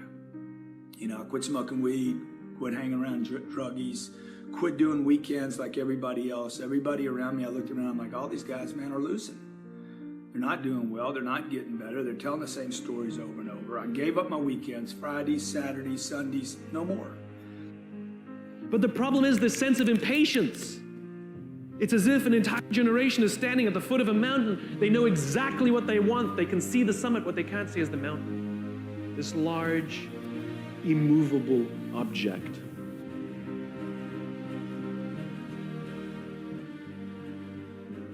Because there's a lot of people out there that are constantly trying to improve themselves by looking for the one change. The one change, right? The one change in their life that's gonna make their dreams come true. And even worse, on top of that, there's a lot of people out there, a lot of self-help gurus, and they're trying to sell the one thing. They're trying to sell the 9 steps or the enlightened path that's going to allow you to unlock all of your human potential and fulfill the dreams so you can live the life that you've always wanted to live. Now, I'm no guru. And I definitely don't claim to be. I'm just a man. But I will tell you this. It isn't one thing. And it isn't 10 things, and it isn't 100 things. It isn't a quick path, and there are no shortcuts. Meditation won't get you there, and neither will a miracle drug or an organic supplement or some superfood. Getting better isn't a hack or a trick or a one change that you need to make. Getting better is a campaign. It's a campaign. It's a daily, a weekly, it's an hourly fight. An incessant fight that doesn't stop against weakness and against temptation and against laziness. It's a campaign of discipline. It's a campaign of hard work and dedication. It's waking up early and going to bed late and grinding out every second in between. Every single day. So, you want to get better? You want to self-improve? Stop looking for a shortcut and go find your alarm clock. Find your discipline. And find your guts and your passion and your drive and find your will. And then you will find your freedom. And I think anybody who's watching right now, they may not be the most talented entrepreneur or salesman or an amazing craft of content, but if they outwork somebody, that is a variable that feels in control. Somebody wants to start a YouTube show, if they do it 365 days a year versus somebody that does it 137 days a year, and they're equally as talented, the person that does it 365 is going to win. I mean, that's just the truth. And it's the only practical advice that I think I can give. Go get more talent. I can't say that. But, work harder and go to less happy hours and don't watch, entire seasons of House of Cards. That feels real.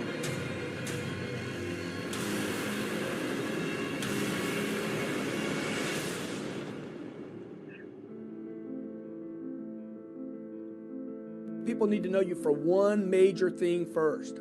He works. He produces. The guy's there every day. The guy's pushing and shoving. Because the truth is, no matter how good your ideas are, how good your art is, or how good your skill set is, if you're not working, man, if you're not vibrating at a frequency that people say, my God, how does that guy do all that? If you're not vibrating at that rate, 10x levels, massive action, tremendous work ethic that's just a muscle now, and it's just a discipline in your life, and it's a way.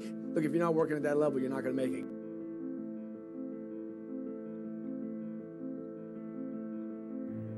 The problem is, this entire generation has an institutionalized sense of impatience. And do they have the patience to go on the journey to maintain love, to feel fulfilled, or do they just quit and on to the next, dump and on to the next?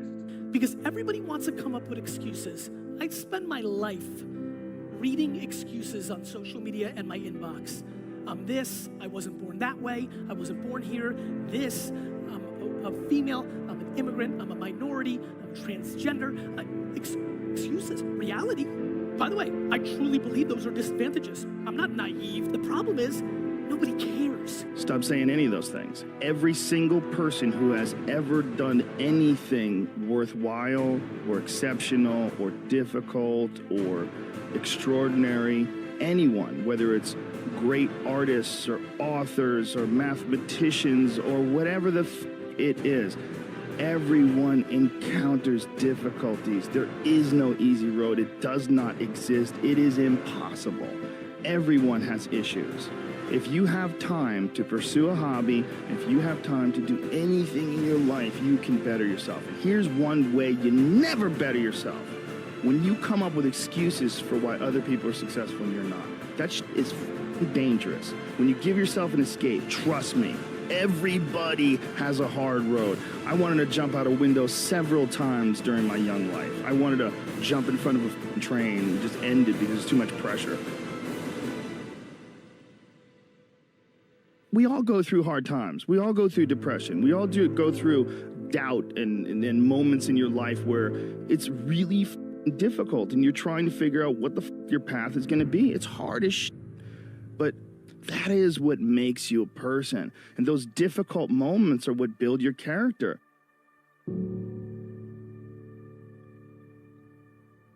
It's not about outdoing anyone. It's about how to outdo yourself.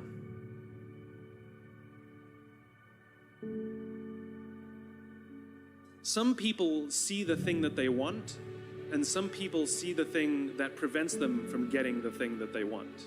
Success is your duty. It is your obligation and your responsibility. Take ownership of your mistakes, take ownership of your shortfalls, take ownership of your problems, and then take ownership of the solutions that will get those problems solved.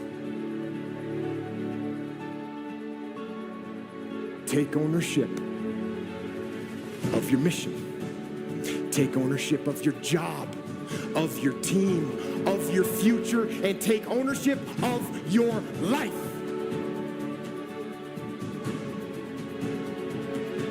And lead. Lead. Lead yourself and your team and the people in your life. Lead them all to victory.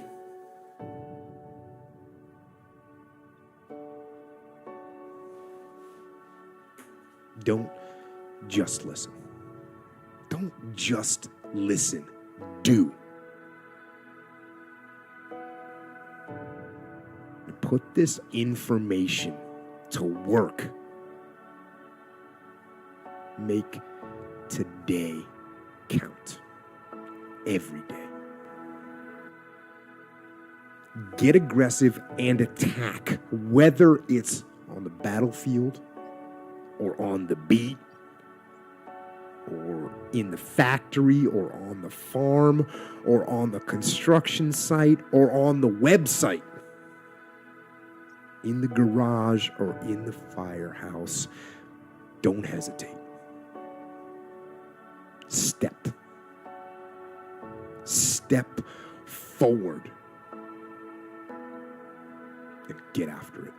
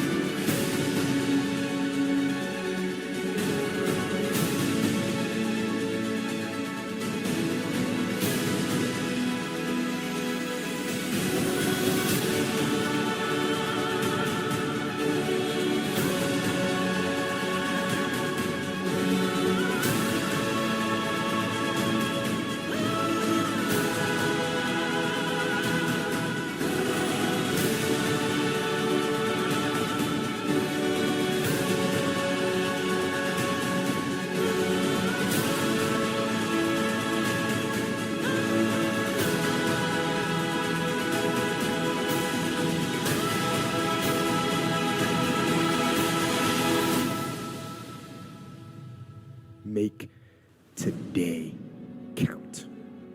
Every day.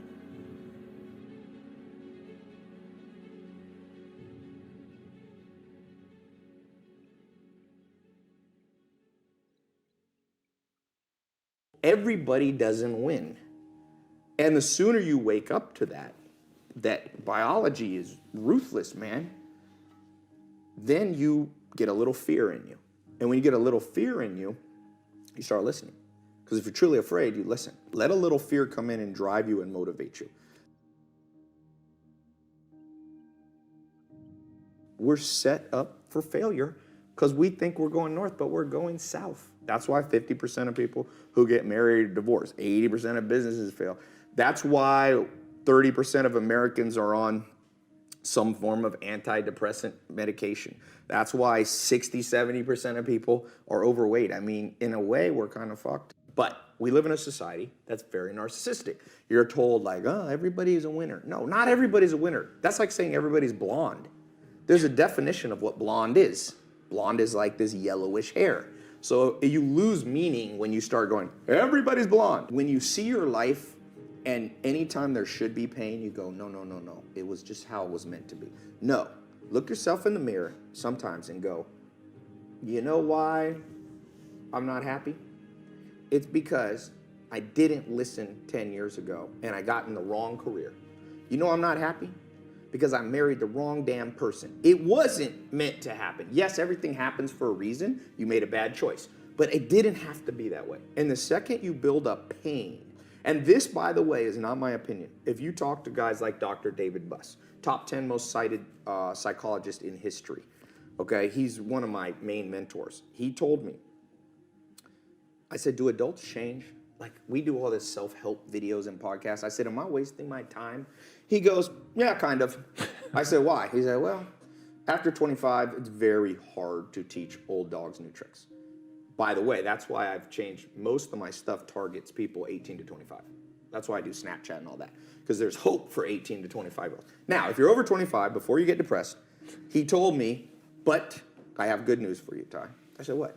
He said, adults learn through massive trauma. So you will learn. You have to let in some trauma into your life. And that's rough, but no pain, no gain. Like if you are 100 pounds overweight and you want to be able to play basketball, here's my news for you.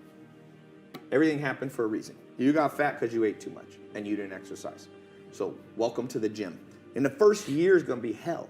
But that pain, hopefully, will reprogram your brain that every time you want to eat that nasty thing, go, wait, I don't want to go through that pain again.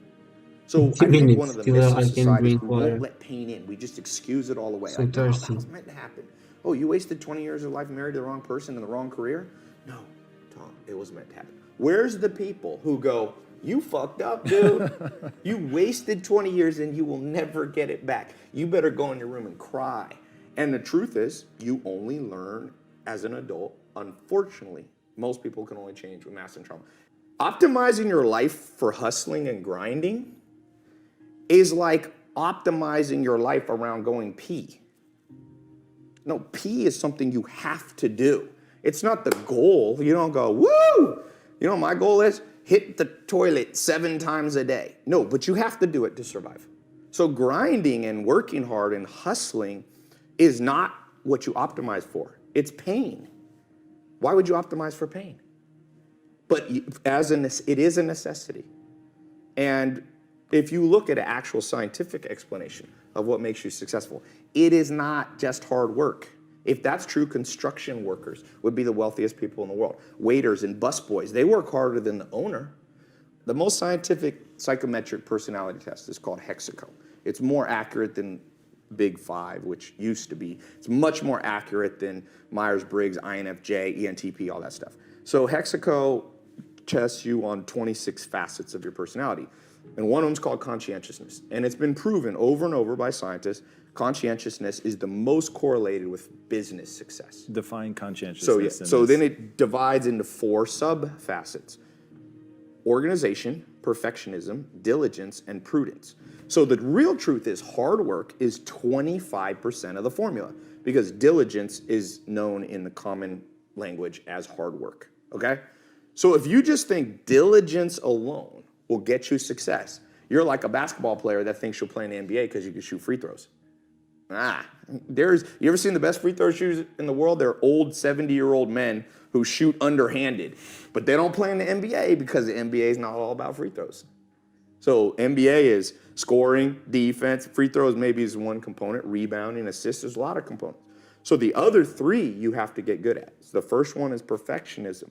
People, you have to know how to double check your work. It's that simple. It doesn't mean you're always a perfectionist, but it means when it's important, when you're a pilot of an airplane, double check before you go. If you get on a plane, you hear the pilots double checking, the co-pilot going, hydraulics.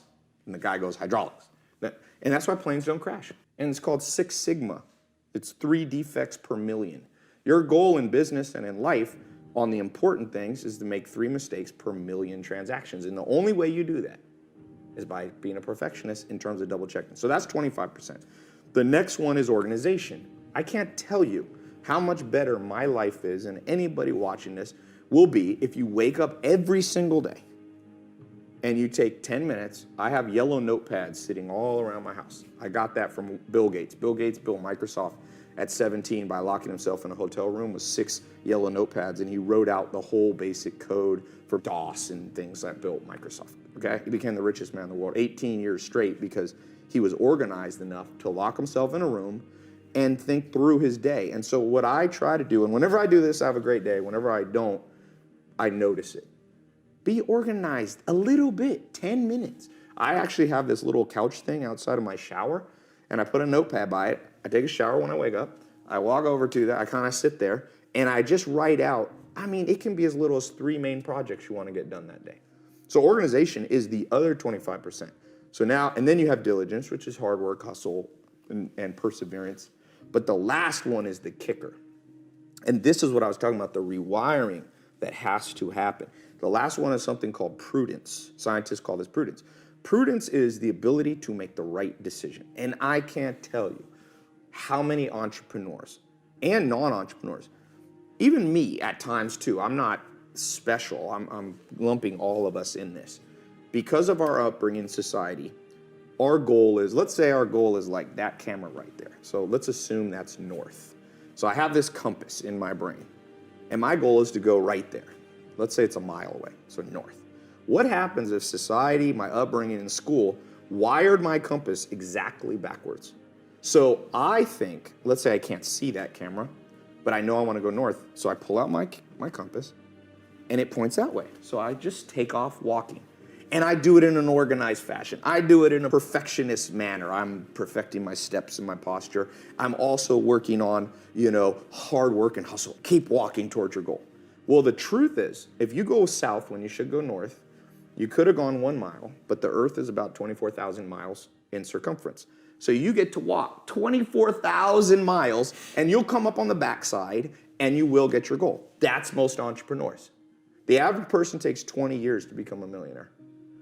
90% of businesses fail within the first 5 years, 80 to 90, depending on what statistic.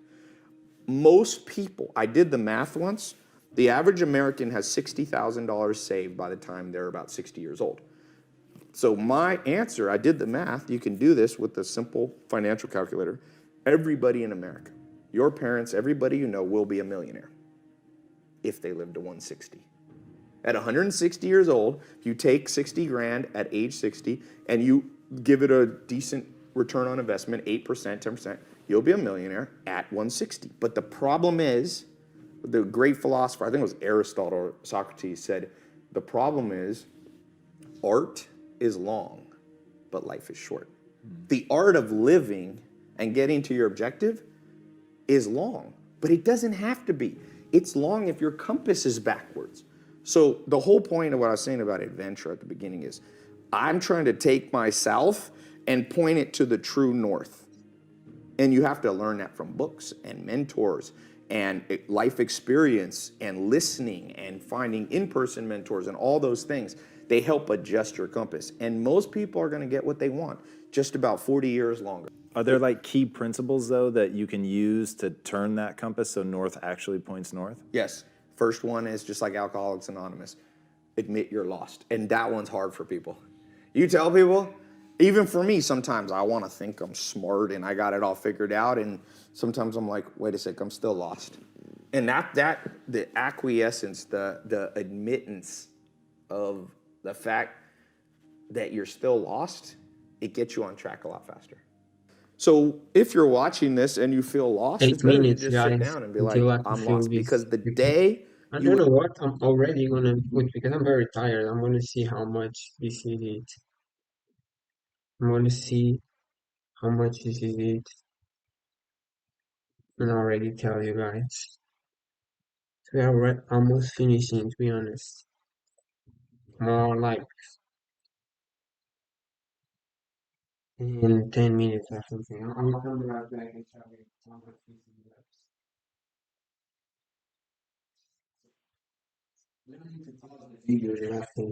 Is important for your motivation. To admit you're lost is the day you allow yourself to be found by people who can give you a tip.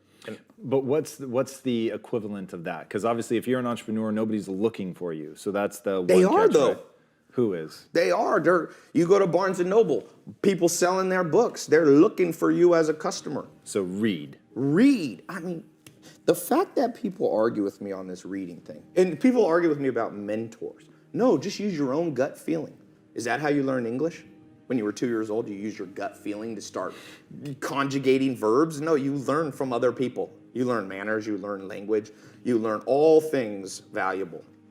You learn to drive from another person. So doesn't it make sense you learn life? So books are just the mentors who maybe are dead now. You want to learn about Steve Jobs? He ain't alive to teach you. But you can learn through accumulated wisdom. And that's why, trust me, very few powerful businessmen I've ever met don't read a lot. Warren Buffett, who I think is the best businessman by far in the world, he has 75 companies that he pretty much runs, 200 billion in revenue. He reads 8 hours a day. He reads 600. He said he slowed down in his old age. He only reads 500 pages a day. Bill Gates goes on reading vacations. Mark Zuckerberg just started a reading once a week book club on Facebook. It already got a couple million followers. And now with audio books, there's no excuse. You got YouTube videos. Let this thing run in the background. And it's better if you can find it. I mean, better than books is in-person mentor. That's why I do a podcast. I started Google AdWords in 2001. Okay, I got lucky. I just stumbled, and I was one of the first people to ever use online advertising. I was in, I think, the second month Google AdWords launched. Whoa. And there was no YouTube videos. There was no Perry Marshall books. There was nothing. You just kind of wasted money to learn. Now, we're the most spoiled generation. Everything, this computer on this phone, iPhone 7, is more powerful than the first rocket that put man on the moon. That cost billions of dollars. Now we get that for under $1,000. And people are still like, I'm lost. Yes, you're lost. Sit down and then open up Safari and go, how to do Google Ads. And you're gonna come up, let's see what I come up with. AdWords, they have their own tutorial. WordStream, Jumpify, you got some paid stuff. Then you have some free stuff on HubSpot. If you sit in a chair, Charlie Munger calls it assiduity. Put your ass in a chair. Sit there and focus without being, the average American right now, the average person in the world, our attention span has dropped to 5 seconds. The sad news is the average goldfish has 6 seconds. We're now competing with goldfish, and the goldfish are winning. So if you don't have assiduity to sit down, read, there is no solution for you. You will always be poor because you'll always be beat by somebody who's willing to sit in the chair. Is there a way for people to build that discipline? Yes. Pain. And that's why I'm not a big believer in delusion. You asked me one of the rewiring things we have to do in this world. I'll tell you one. You ever heard this myth? Everything happens for a reason, so just accept it. Well, there's kind of truth to that. If I jump off a building and break my legs, yes, everything happened for a reason. The reason was gravity. Like, that's why you break your legs, and physics. Legs brittle, concrete not brittle. So, but people interpret everything happens for a reason, be like, well, I was meant to learn from that thing, and then BS. Read Richard Dawkins' The Selfish Gene, one of the most important books written in the last century. He says, organisms that only learn through trial and error lose to organisms that can learn through other people's trial and error. Is anybody here, we got a little live audience, anybody here ever had to be hit by a car to learn to look both ways? I didn't. I kind of learned from just somebody telling me, big car, 2 tons, velocity, smash, dead. And I now always look both ways. So if your myth is that the only way you're going to learn is just through massive mistakes and trials and error, you haven't read Richard Dawkins' book. If you believe in evolution, or even you don't, you believe in creationism or whatever, why do we have big brains? Because we do have the biggest brains on planet Earth. Not always use them, but we got the biggest potential. It's to be able to what Richard Dawkins called project. So you can literally sit in this chair and predict outcomes without having to do them. And because we're all narcissists because of society and Instagram and all this, and I'm guilty of that too, we don't like to be uncomfortable because a narcissist's story to themselves is, you're the best. And so your worldview is messed up. That's a wiring issue. Let me put it this way. I meet people who think they're smart, okay? What it really tells me is they've never been around actual smart people. If you're really smart watching this, let's say you have 155 IQ. That's what Bill Gates has, and Albert Einstein were up there. My step-grandfather had 155 IQ. He speaks 14 languages fluently. He can write Chinese. He's a chess master. He can play 3 other chess masters without looking at the board while they look at the board and beat all of them. If you're smart, you can do that. If you're not, I got good news for you.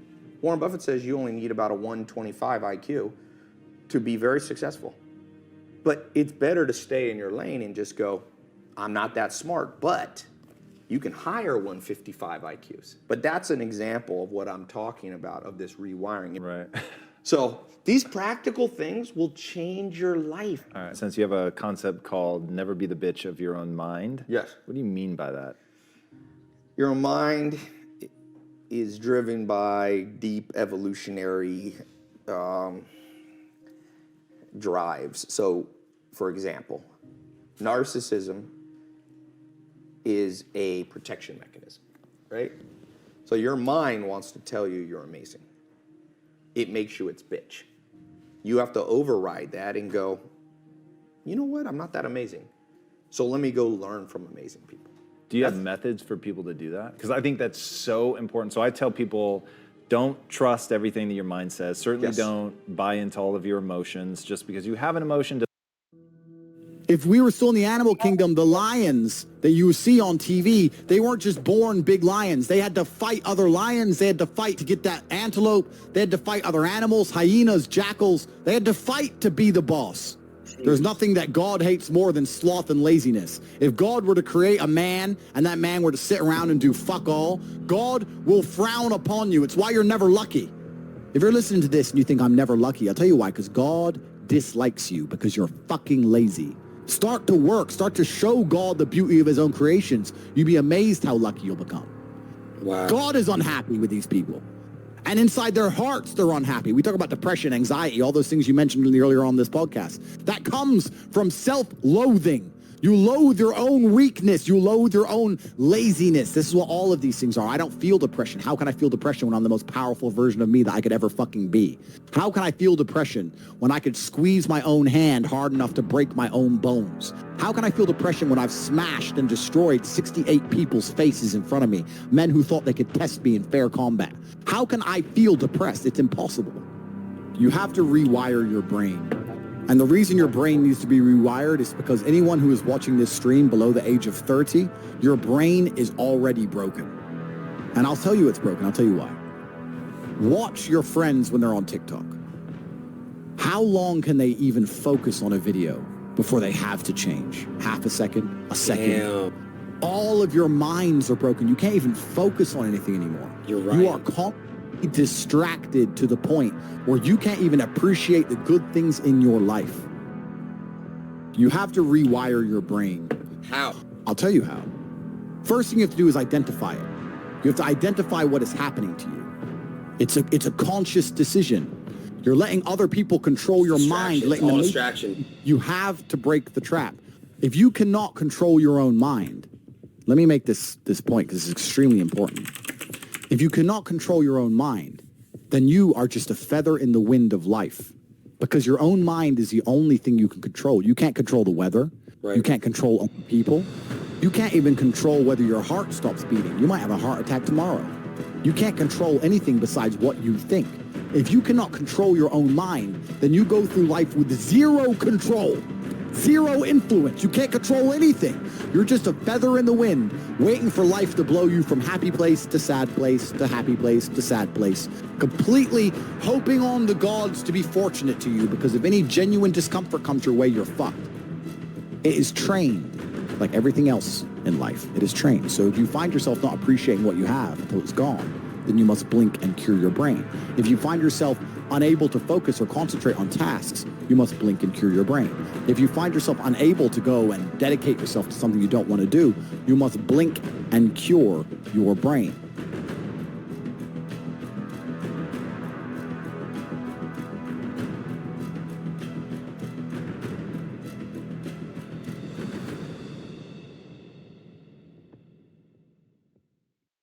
I found that nothing in life is worthwhile unless you take risks.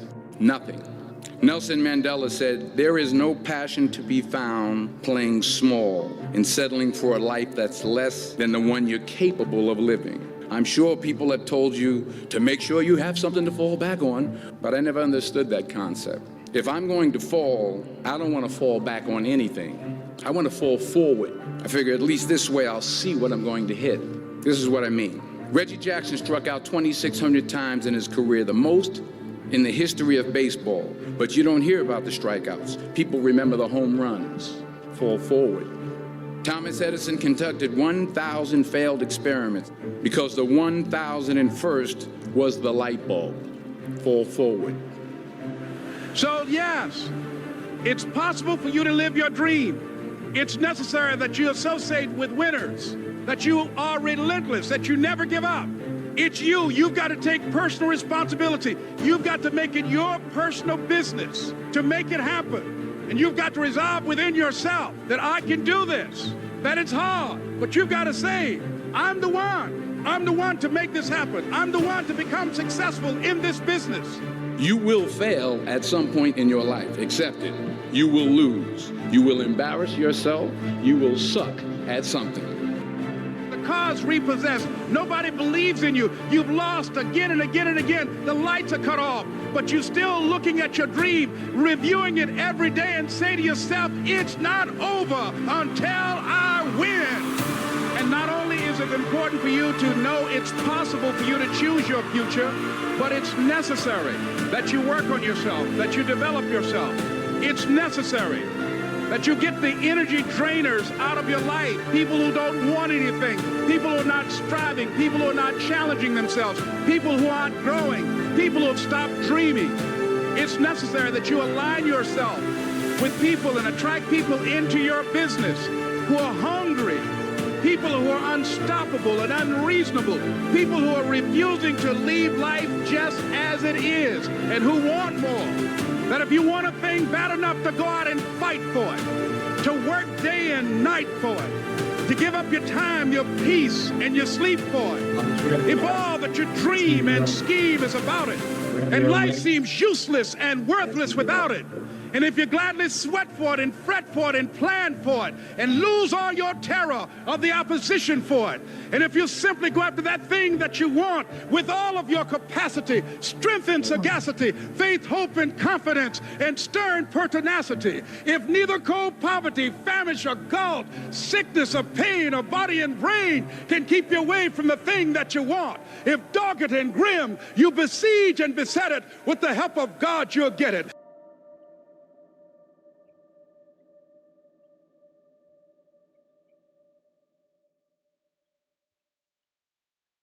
If you can get your mind out, you can get your money out.